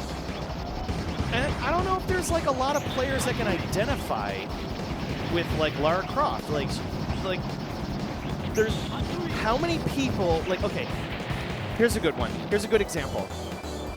Very good example. If you go to an anime convention, right? How many times will you see old school Lara Croft, like people dressed up as old school Lara Croft versus new Lara Croft? New Lara Croft is boring. She's boring. They've taken away all of her personality. Like old Lara Croft used to be snarky and fun, and there was a little bit of like, there's a lot of women empowerment with her, and she knew what she had. She knew what she had. She worked it. I mean, she clearly worked it because how many games did we go through with that OG Lara Croft? We had her forever, and she was great. And now we got this new like Indiana Jones style Lara Croft, and she's just not exciting. There's nothing. I mean, yeah, the gameplay's good. They're really good games. They're beautiful games. They're pretty. You know, they did a great. EDOS did a great job on all of them. And you know, I did play them. But like, it's like they tried to take. They took an existing idea, like Uncharted, for example, and they have all these great set pieces and, you know, autoplay moments where there's like cinematics of, you know, her going through whatever problem that's in front of her, etc., etc. But like, they didn't. I don't know. It just feels like they removed the fun. How in the hell do I get up there puzzle element out of the game? Like it's just not as good as it used to be. And when I go back to like an old Tomb Raider game and I kind of just check it out, I'm like, wow, these games were good. You know, especially like Tomb Raider 1 and 2, the original Tomb Raider 1 and 2. Wow. I mean, you fought a freaking T-Rex. I don't know how much it can get better. Instead, now it's just a bunch of like, I don't know how many people are hanging out in this island that are just like, oh yeah, let's kill this intruder Lara Croft. Who cares? Like, who cares? The storyline is shit. The character's shit. But the game itself is great. You know, the gameplay's good. Just, it's like they just took all personality out of her. Just dried her up. I mean, again, those are my opinions, but you know, you're coming from somebody that grew up with PlayStation, well, not really grew up, but, you know, I definitely had PlayStation at the beginning. I definitely played these games in the original format, original console. You know, I enjoyed them. I purchased them. I owned them at some point. What happened? What happened? Maybe the new generation may not, you know, agree with me, and that's okay. And you know, to disagree is fine, as long as, you know, the discourse is respectful, you know. We all have our likes and dislikes, but, like, I don't know. Yeah, okay, there's another interesting one. Wow, I'm glad you brought that one up. Tomb Raider Guardian of Light. That was out on Xbox 360, and that was cool. That was cool. Like, you know, it was like, why did they do a twin stick shooter? Why not? And it had nothing to do with, like, boobs or butts. It was just, hey, a really cool twin stick shooter in the realm of Tomb Raider. Like, that was awesome. Super fun. Super fun bite-sized game.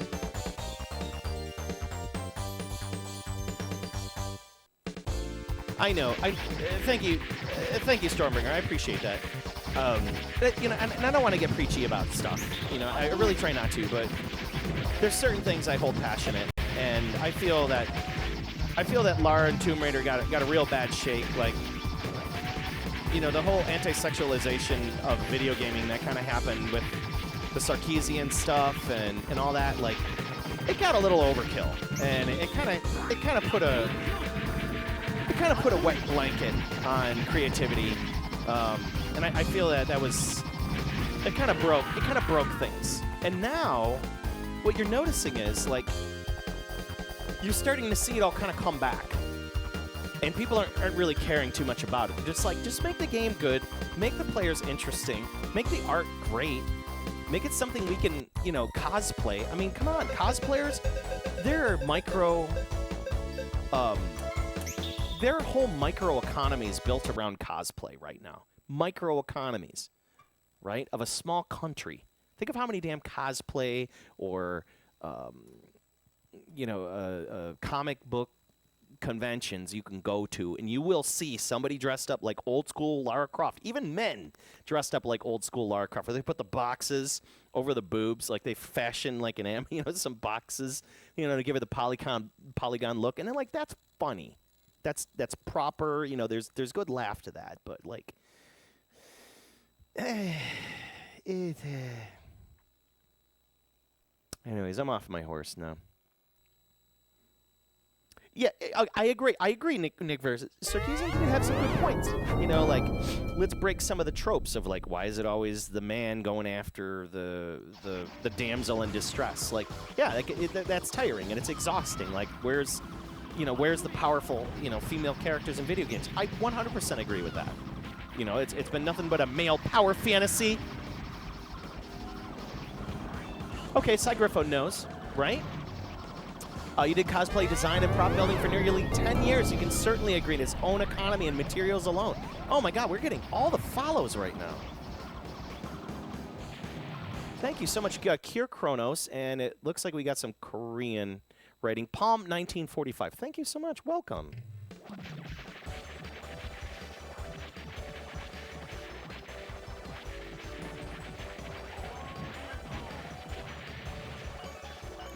Yeah, I'm hoping the political stuff dries up. I agree. See, there you go. You went to a con one year and somebody made an over-sexualized Misty from Pokemon cosplay. That's your only problem you have it with Pokemon. Okay, so, like, they're taking, like, for example, a character and then, like, over-sexualizing it and then just being like, don't look at me, don't take pictures of me. But their ass is literally spilling out of their pants.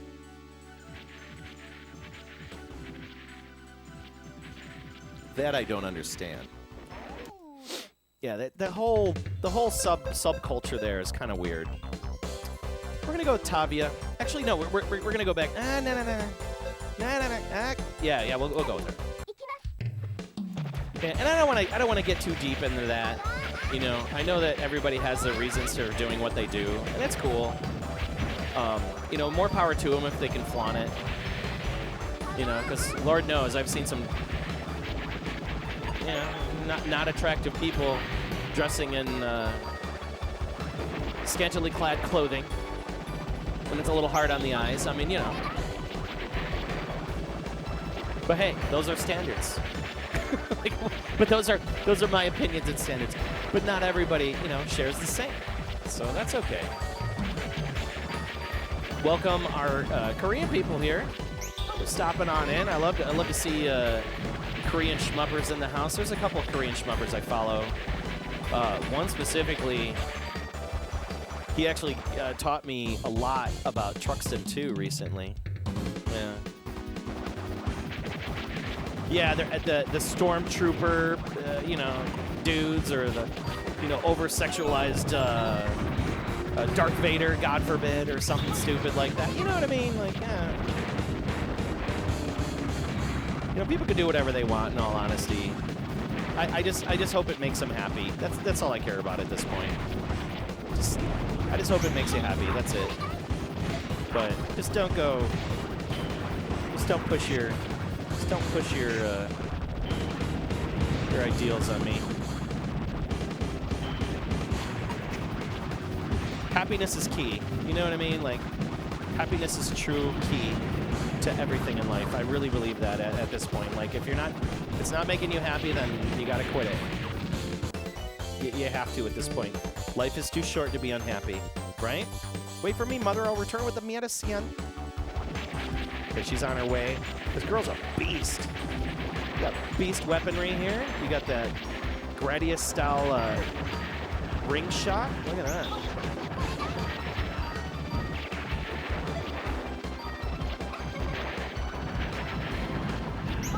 In fact, it's funny. The one time we did end up talking to PSiKYO in person was at an anime convention, of all things.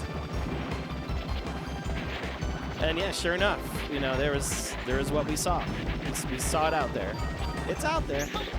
All the craziness.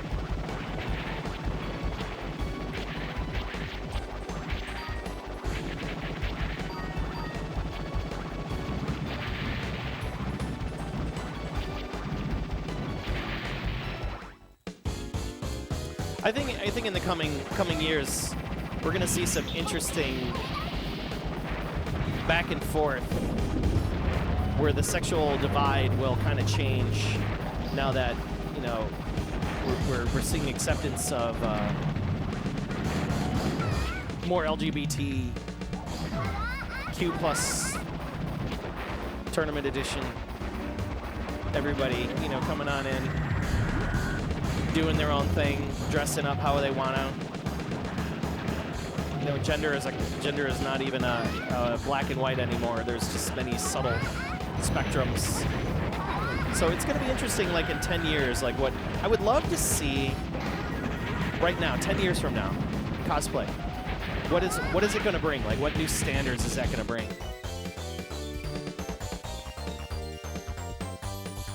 See, there you go, Stormbringer, 100%. People can do whatever the hell they want. Just don't hurt anybody with it. Don't start shit. Have morals, have some decency, and run with it. Oh my god, I got smashed. I like this girl. She's good.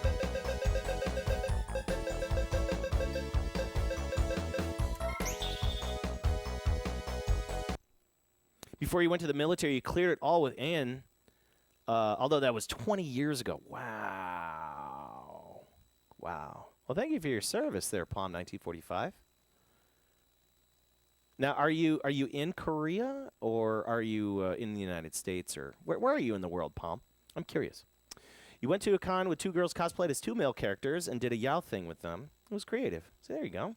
No matter what, no fun league will be finding reasons to criticize cosplayers. Yeah. Korea. Oh, hell yeah. Korea in the house? That's cool. Good to see you. Always glad to have people from other countries. Just get your perspective, you know. Are shmups really big in Korea? Like, or do you see, do you see like retro gamers picking up shmups a lot, or they're still kind of picking up in Korea? Like, I'm curious to know, like, does Korea really get into retro gaming much at all today? Like, I see a few in the retro Twitch sphere, but I'd be curious to know, like what are the more popular games over there, or is it more like just those online like RPGs and stuff like that?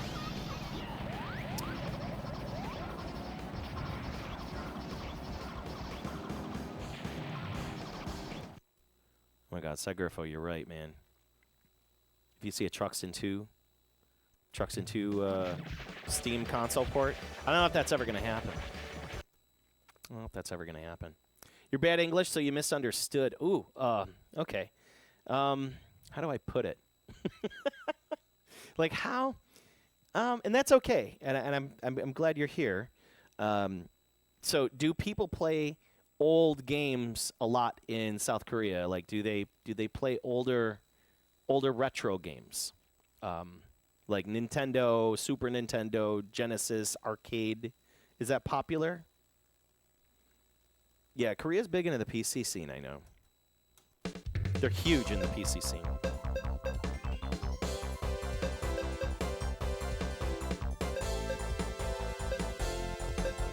right, I'm gonna go back with my girl Travia. Cheers, by the way. Glad to have you.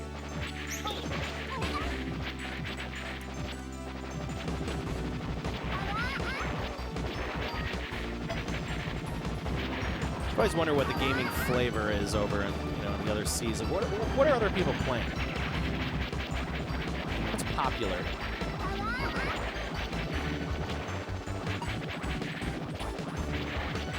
Oh, there's cosplay rules. Yeah, that's kind of a thing too.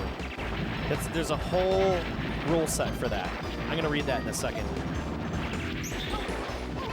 Probably at the boss point, so give me a minute. I'm interested to see what your input is.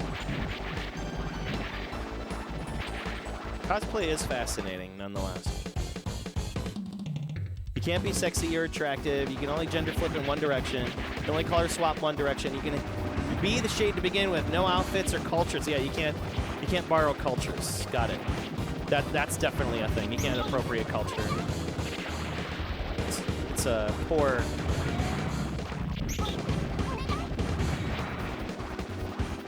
decision.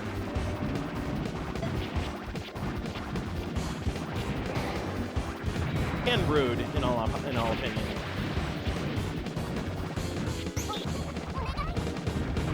Poor form, I guess it would be a better way to put it. I love that we have such a respectful chat too. Chat's maintaining respect. I like that. Let's drop that. Oh my God.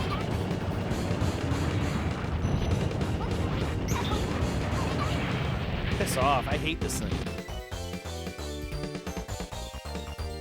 Korean game market is 99% PC. The only arcade games are Claw Machine, Tekken. Yes. The Korean Tekken scene. Yes. And the dancing Pump It Up. Claw Machines and Tekken. That's funny. Yeah, Tekken in Korea is gangster. You dudes can Tekken it up, especially because you always have those custom cold wall joysticks with the it's like a rubberized joystick. Beautiful joysticks in Korea, by the way. I love the. I've been thinking about buying some of those. There's a guy out there that makes these handcrafted bat tops, and they're just gorgeous. I got cornered. Poor decision not to bomb. Tried to do it in the last second. Just couldn't do it. I got overwhelmed.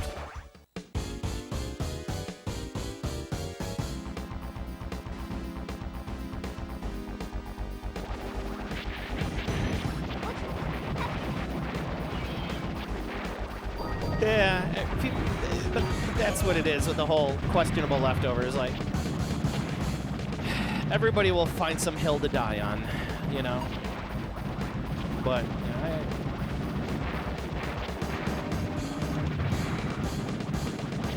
and we definitely are not solving any world problems here. You know, we're just keeping a general good discussion about it. But yeah, it is interesting nonetheless.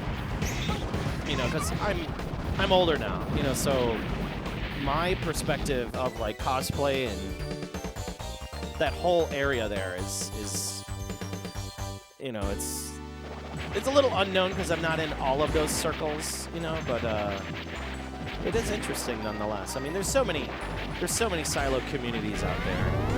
Whoa. Dun, dun, dun, dun, dun, dun, dun, dun, dun.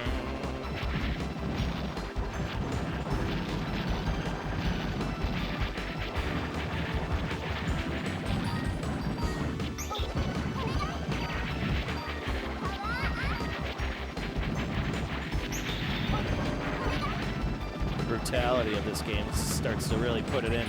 The second loop of this is just wow. You think there's a lot of bullets on screen now.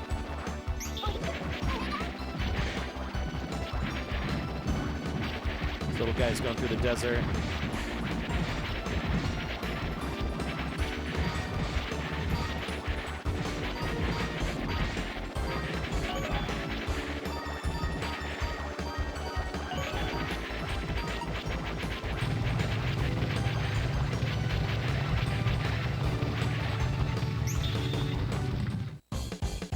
You like retro and shooting games? These days you're playing Mega Drive games. Yeah. Mega Drive's awesome. Very good.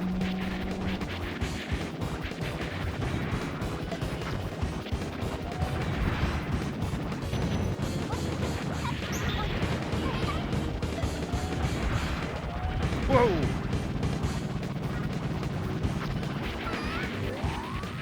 Try to go in the center. That just wasn't available.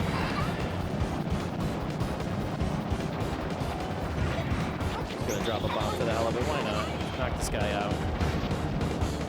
I'm gonna be rude and just not try to take his guns out. No, might as well. Dude, we're gonna do another run.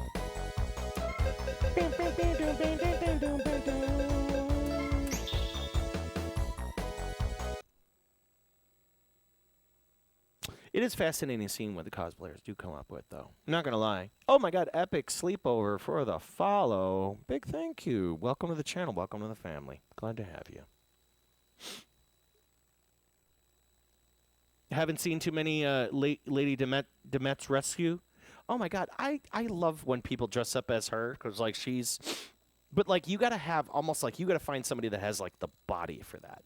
Because that girl is, like, she's supposed to be ultra tall, big old boobs, big old butt, big long legs. Like, but she's got that big hat and the long, you know, the cigarette, what do you call it thing? And it's, you know, classically dressed, like from the 30s, 20s, you know.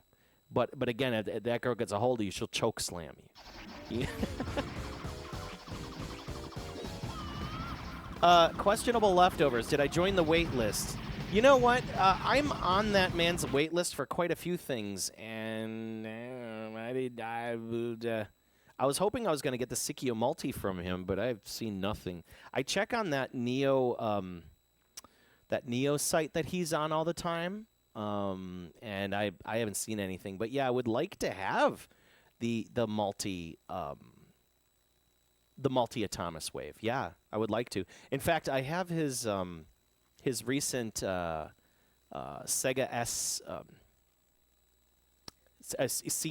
C2 multi, and it's wonderful. The man makes some really nice hardware. Yeah, somebody with like a Jessica Rabbit body, sure, you know, but that's up to them. I mean, you could dress up. You could be whoever the hell you want to dress up. It don't matter. You be you. Just be you. Let's use this guy again.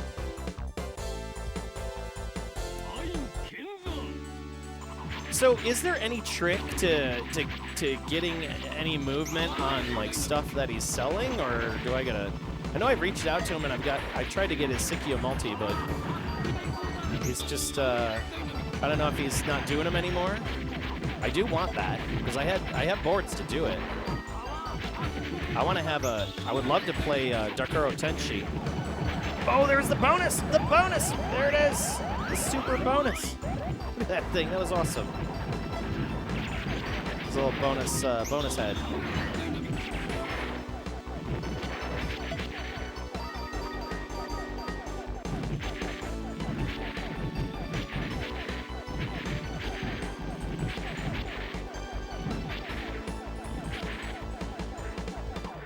Am I going to play one more game? Probably not. I have to get ready for an event.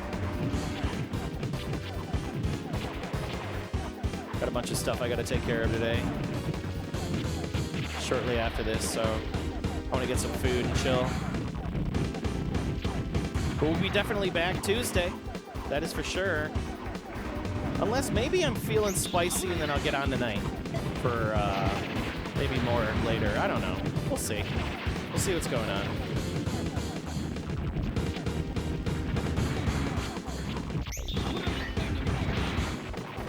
We'll see.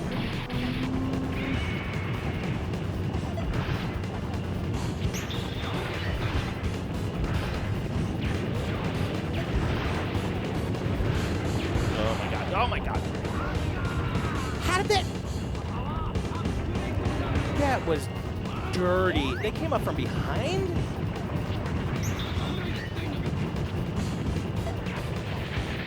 Neo Arcadia, yeah.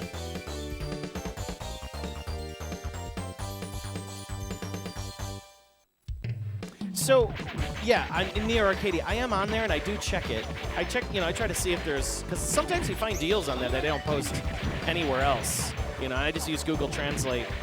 That's mostly a French forum, French arcade forum. There's a lot of good people there. But yeah, there's some interesting people there for sure, selling some nice stuff. That's one of the forums I do look at for arcade stuff, at least.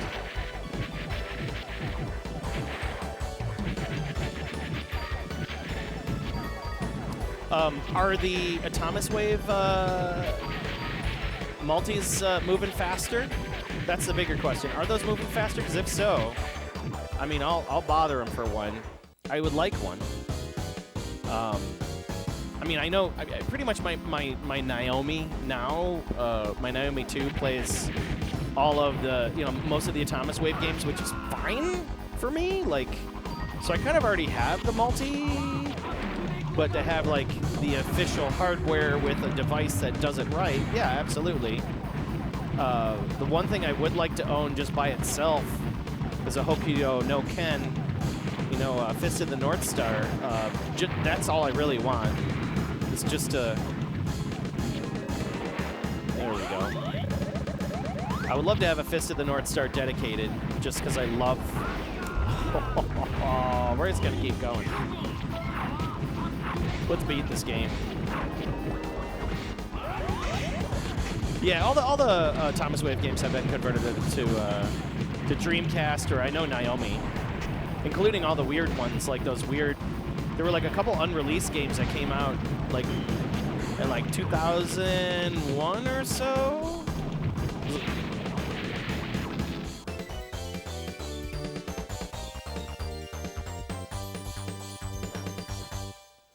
$93 Mark's asking, do I sell arcade cabinets? I do not, but one of my buddies in your channel, you just jumped in the channel, 93 Mark, so if you want to talk to my man Fury Force in the channel, right? Go to Fury Force.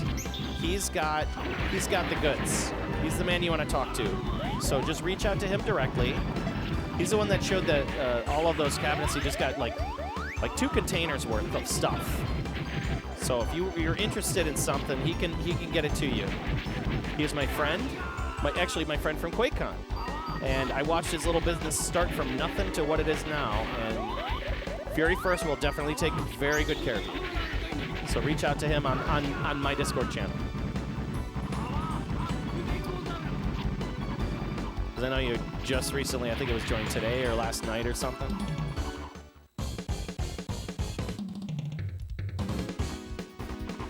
Oh, you're using Google Translate.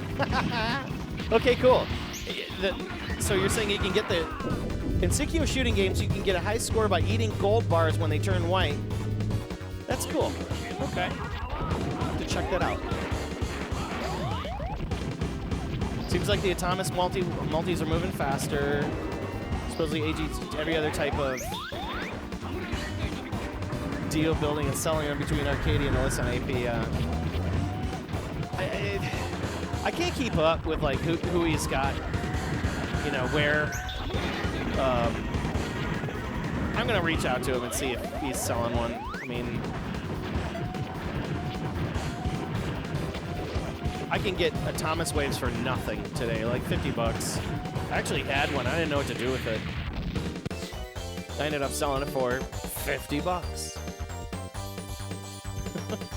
Yeah. But I do like AGE's design. It's simple. They work. The flash memory, they're really well engineered. I mean, considering like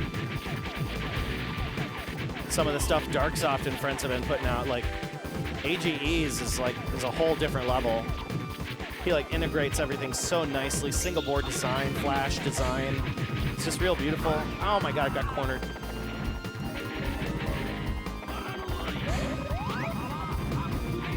His C2 multi was stunning. Just worked so well. And in fact, we're going to be using that in February for a Bloxy tournament. Yeah, so you already have half the collection physically. TJ Kitsune. You only check the thread every so many months. Yeah. It's hard to keep up with all those dudes, man. Like, cause like they'll maybe fart out something and it'll show up. But here's the thing, like, if you're in this arcade hobby and you're expecting things to be quickly available, I'm gonna say it with good certainty, you're in the wrong hobby. Because there's, that's all you need in this hobby is patience. Some stuff will take years before it finally lands in your lap, you know, and these are people who are making it out of their homes, you know, in their spare time, so I don't expect anything out of those people, you know, but it's always cool to be a part of it, you know, if you could eventually get a hold of something. Yeah, I do the same thing, just kind of check. Yeah, you have to, with all Darksoft stuff, any multi, any of that, you have to be ultra patient. It'll get to there, it'll get to you when it gets there. And stop asking, you know, like stop asking these guys. They don't got time to answer you. I know there's a couple that get kind of nasty. And they start busting you out when you ask too many questions. They're just like, it'll come out when it's ready, you know. This is not something that just shows up from like, you know, a company like Tesla. Or, you know, it's not you can't just readily create this stuff. You have to reverse engineer all this hardware. So it's not easy. It's definitely not easy. Don't. I did not have a bomb for that guy. Wow. I commend you for making this, but our cure-all is... give that to me now. Wall walk. Oh my God, the bullets come so fast. Okay, those legs are definitely not made for taking out. Okay, I'm sucking so bad right now.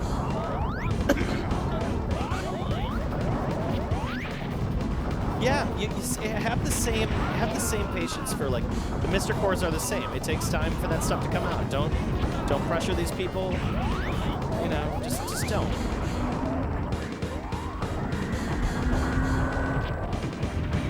Let them cook. And there's, you know, like Mr. Cade when that was coming around and everybody's asking, when's the Mr. Cade coming? When are you gonna sell it? Like, it'll get there.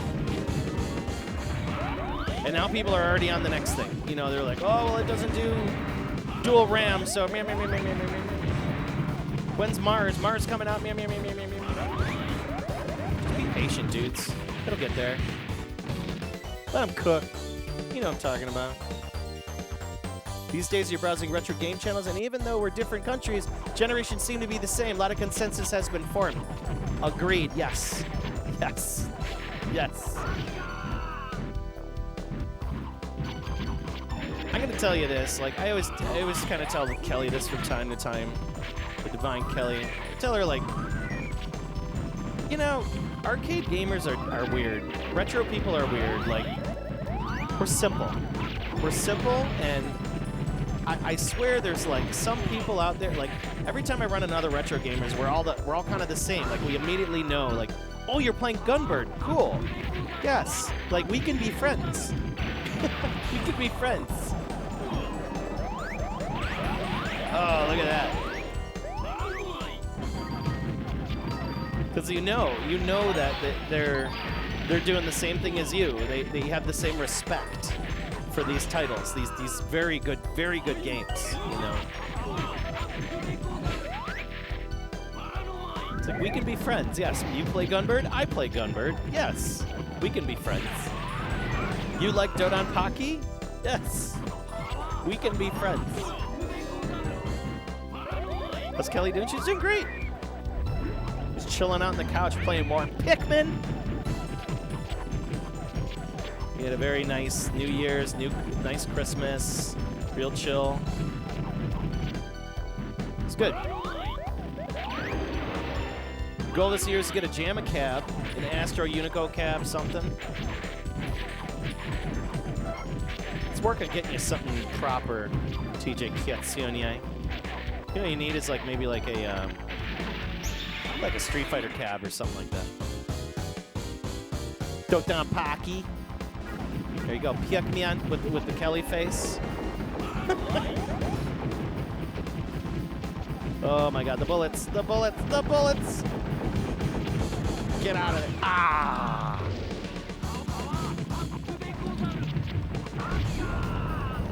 But really, it's true. It's exactly what our main man for Korea said. It's like, the general consensus is that it is the same. We're all friends. You know, we all understand these things. We all really enjoy these games.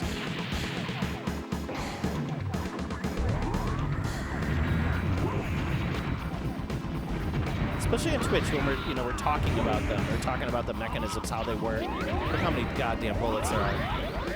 Oh my. Oh!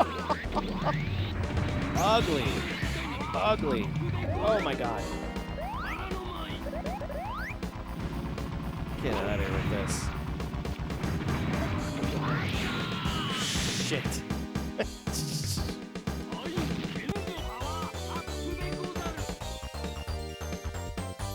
It's like when we were kids. I'm like, you like gaming too? We're best friends now. Yes. Agreed. It is like that too. It's like, because retro gamers, all we want to do is just play with other retro gamers. Because then we get to enjoy these games multiplayer and just understand them and have fun. And now that we're older, we can do the things that we didn't do when we were kids. We get to stay up late. We can order the pizza. You know, we have the expendable money to buy the original thing and play it. You know, we don't have our parents saying no, we can't buy that, or I don't have enough money to buy that, or whatever. You know, or my favorite. Don't you have enough games at home? Never. Never. I am never going to ever quit. I am going to play games until I'm dead. And I bet you I'm going to make my coffin will have arcade buttons and sticks on it. How about that? Oh! Try to fit through there. This guy's nasty. See what I'm saying? Like, am I wrong? Like, retro gamers just want to play with other retro gamers. And I think that's what's a cool part of that community. We want to play these games together, you know? We may not agree with every single thing, you know, that we do in our regular lives, but when you're on the other side of the cabinet or, you know, just hanging out, it's nice. Nice to get those games in. Good game, you know. Keep it respectful, and then that's it. It's over. You know, I don't have to be tied into Call of Duty and, you know, I'm better than you or this. Like, who cares? Like, that's it. We move on.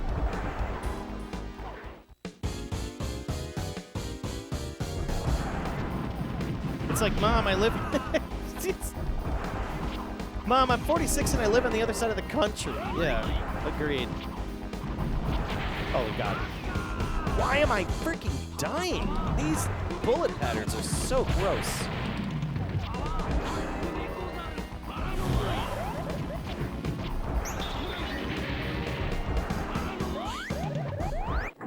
You hated hearing that from your parents? You don't have enough games, you don't need more. Yeah. Oh my God. What? I forgot about this guy. This goofy end boss at this game. It's the weirdest end boss. He shoots like 2 Tylenols, and then they explode. Like what? Why the Tylenol? And then the frogs. Get out of here! And it's making this horrible fart sound.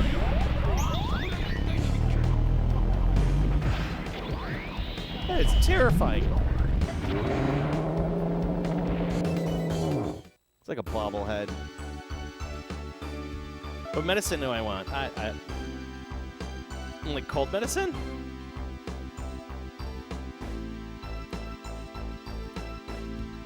Oh. What? What? What? Here's this guy that went through everything to get this lady medicine, and she burns him at the stake because he showed up with his shirt off. She's like, you shouldn't walk around naked. The guy just went through hell and high water, battled a damn laser elephant to get this lady medicine. What a thankless bitch. Sudden anime. You buy cool shit at a cost price. It's an investment. It's way better than wasting your money on fashion, etc. Well, fashion's important. I know a lot of people that would beg to differ. Because fashion now, you buy yourself, like, what is it? Everybody's in on the limited run, like shoes and shit. Like sneakerheads. You know, like, oh, I got to get the Jordan Air 6 height. And I'm like, what? Oh, you're wearing Pro 28s? And, like, I don't understand it. Just give me a hoodie and a T-shirt, you know. We got to pet the chunk in there. You feel very fortunate to be able to enjoy your classic games with your family. An acquaintance you know in Korea plays games with his children. There's also someone here that plays Twin Cobra with his 70-year-old father. Hell yeah, that's cool. I like that. See, that's the way it should be, man, and it's simple. Like, once it's over, it's over. It's quick bite gaming, you know, very quick gaming, a lot of fun. I never got into Jordans, no. I never had one. In fact, I probably had, like, maybe one pair of Nikes in my life. Every pair of Nikes I've ever owned has just fallen apart. Horribly made shoes. All right, we'll do one more with my favorite character, and then I have to call it a day. We're going to take in Marion. We're bringing her in. Yeah, I never got into shoes. Like, just give me a good, comfy pair that's not going to hurt my back, right? Boy, am I sounding old. Oh, I forgot that she's got that thing. Damn it. I'm not using any of the extra stuff.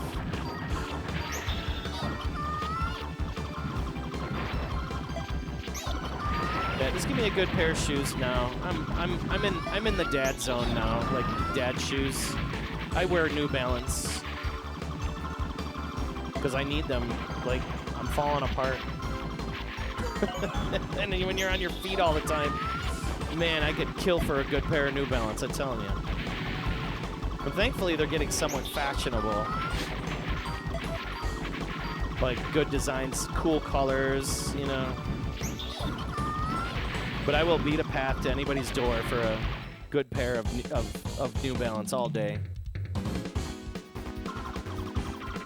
Yeah, like Reebok pumps, like those are cool for what they were. Like, I understand, like everybody likes their thing. You know, some people really are into the shoes, and I'm like, I just can't see it. And now I see people like ramming, like here's what's going on in Chicago. They're like stealing cars, and then they're driving them into the stores to like bust into, you know, get shoes. And I'm like, okay, this shoe thing is too much for me. Like, nobody's gonna be stealing my shoes, thankfully. Like, if I get robbed in Chicago, it's a very high chance. I've already been robbed in Chicago twice before. I'll tell you this. Nobody's going to be taking my shoes. At our age, suddenly we walk everywhere in Crocs. Oh, God. Okay, I don't have a pair of Crocs, and I probably never will. Never will, no. No. The only sandal I truly believe in, and I really mean this, the best sandal, the only sandal, a pair of Adidas sports sandals. I don't care what anybody says. Adidas sports sandals are like better than any Croc any day. I'm sure somebody will disagree with me there, and I'll be like, you need to get a pair of Crocs. I'll be like, no, I don't want to have these things with like holes in my, I don't understand that. I don't want Tupperware on my feet. I don't need to preserve what's on my feet. You have Nike Jordan's Reebok pumps at home? Yeah, for sure. Sneaker-like stride. Yeah, they gotta have a sneaker-like stride in them. But I understand Jordans. Like, you know, if people want like the original Jordans, that's cool. Like, they look great. I mean, when you really see like a fresh old pair of Jordans, it's like, oh wow, that's cool. You have those from the 90s or the 80s, and they look wonderful. Like, okay, there's an achievement. You've had these, but like now there's so many damn Jordan shoes, I can't tell them apart. People will be like, "Oh, you got the Heist Jordan 65,000 special edition, only released 200 pair with the gold trim, and you can tell by the stitching." I'm like, "Okay, good. I don't care." No, it just seems like something you can get shot for.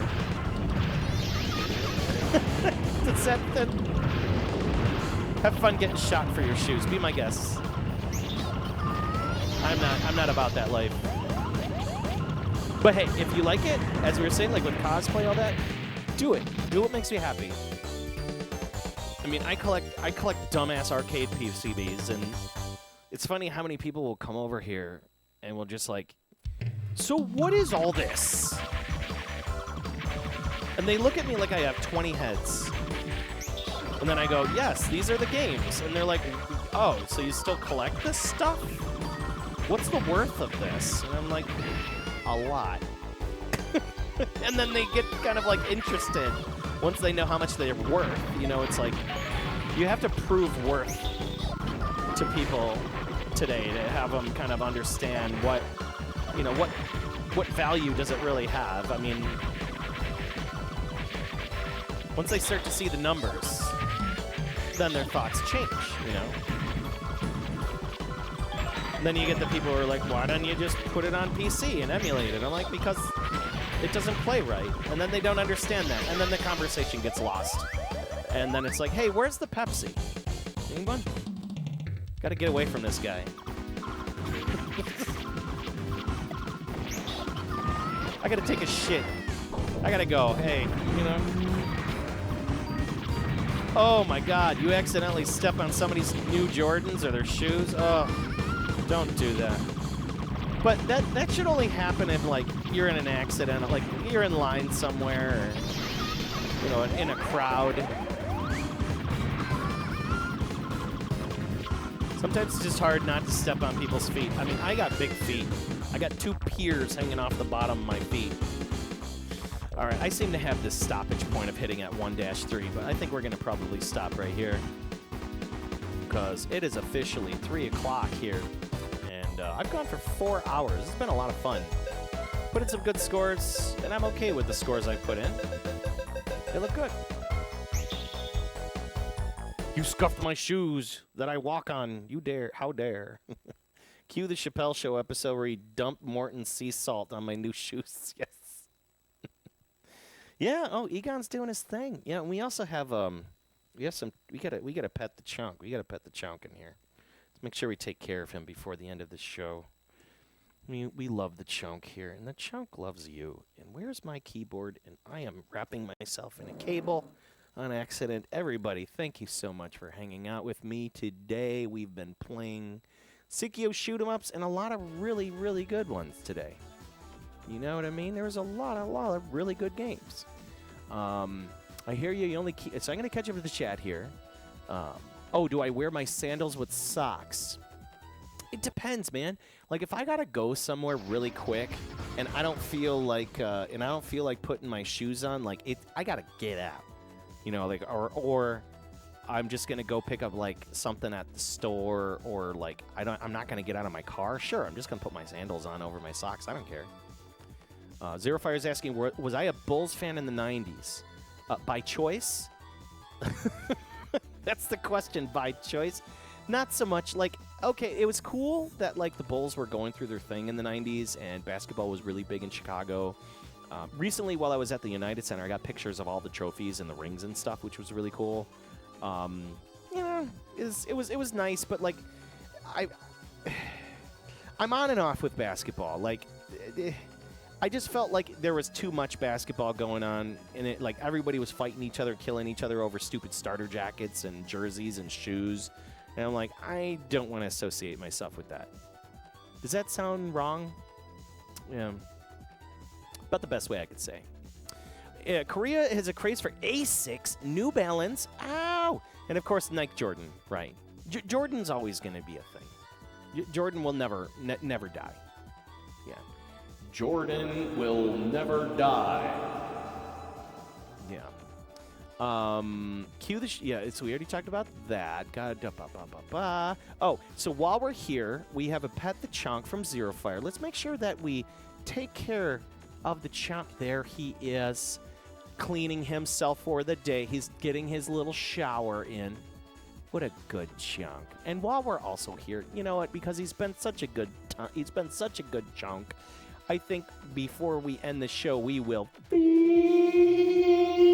the Chonk. We're going to feed the Master Chonk. He's moving his butt in here. Let's see if we can get the Chairman Chonk to close the show out. Come here, Chairman. Let's see if we can get the Chairman in here. Shake them bits. Maybe we'll get lucky. We'll see a ginger ham. I don't know about if we'll see a ginger ham. We'll definitely get those Chonk butts. Come on, Chairman. Come on, Chairman. We get those Zero Fires has cashed in those points to Pet the Chonk. We got to look at that tail. Look at that tail. So high. All right, I think maybe Chairman's had enough, because he hasn't shown his ass up here. Egon's ready to eat. This cat's always down to eat. So, with the 30 for 30 video of Jordan, you only have clips of Jordan saying, and I took that personally.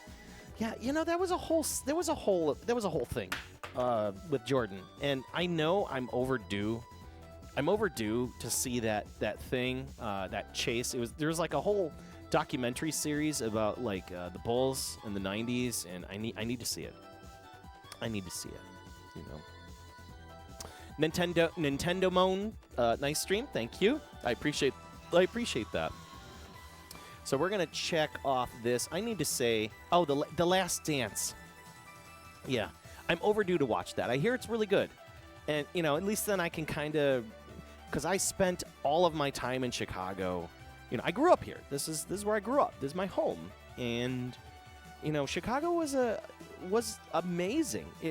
Here's the one thing I do like about Chicago sports. It's the one thing in this city that can bring people together.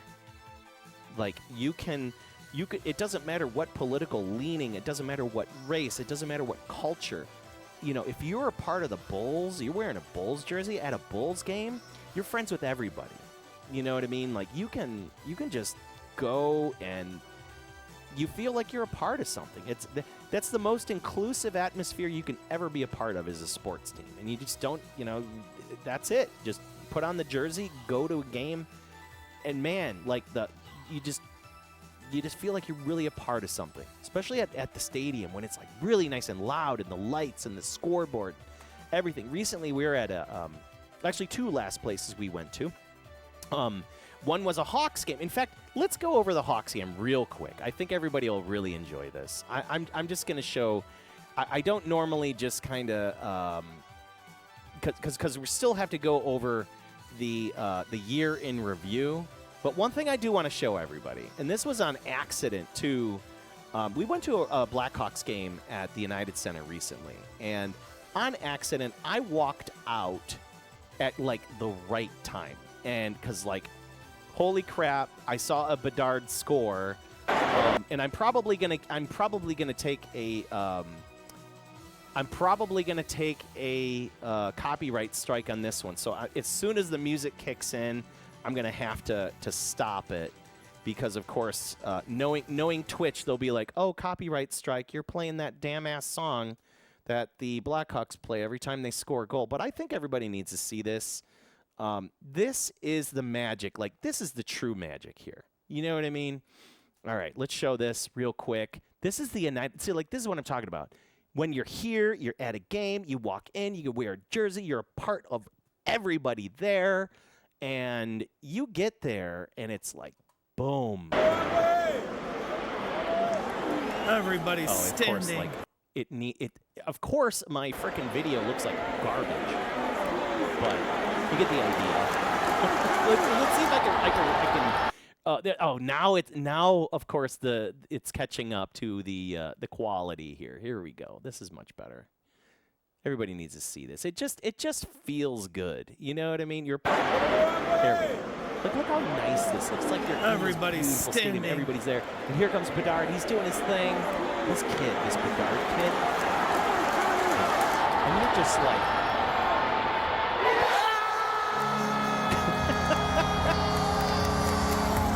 and there's the Divine Kelly there. Like, everybody went bonkers. Like, so cool. It's just nice to see. And that was an accident, but like, that's magic. You know what I mean? That's the magic of like sports and how it brings people together. You know, whether it's basketball, whatever. That's what's most important. As long as you're having fun, you're being decent with people. That's all that matters. You know, that's all that matters. TJ Kyatsune, what's up, man? Everybody needs to sit. Oh, you can't. Oh, look at that. Let's see here. It's probably, let's take a look here. I bet you this is set. Ow! That is definitely HTML bracket. Hang on. I need to go through that again. Hang on. We'll get it. Capture. I forgot we had the fight to knock the other guy out. Thank you for catching me. All right, well, let's do this again. Heard the audio, only saw the bracket. Damn it. Okay. Hang on. We're going to do this again. This is the magic here. Okay? Can we see it now? I think we can see it now. All right, we'll do this again. Because it's awesome. I'm going to pause this here. Nice bracket, though. Yeah, that was for the... I was like, fight to knock the other guy out. What are you talking about? Anyways, this is in... this is me. I go to the bathroom. I come back. We're in overtime. Right? Everybody's I'm like, standing. Oh, man, I really got to use the bathroom. I sat for 3 damn periods.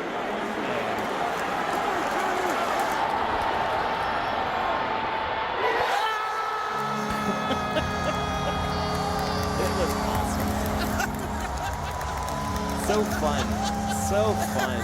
Like, there's nothing like being a part of that unit, that 12th man, that crowd. It's just, that's awesome. It's magical. You're giving out hugs to strangers and high fives and you name it, and it's just this camaraderie that you can't break.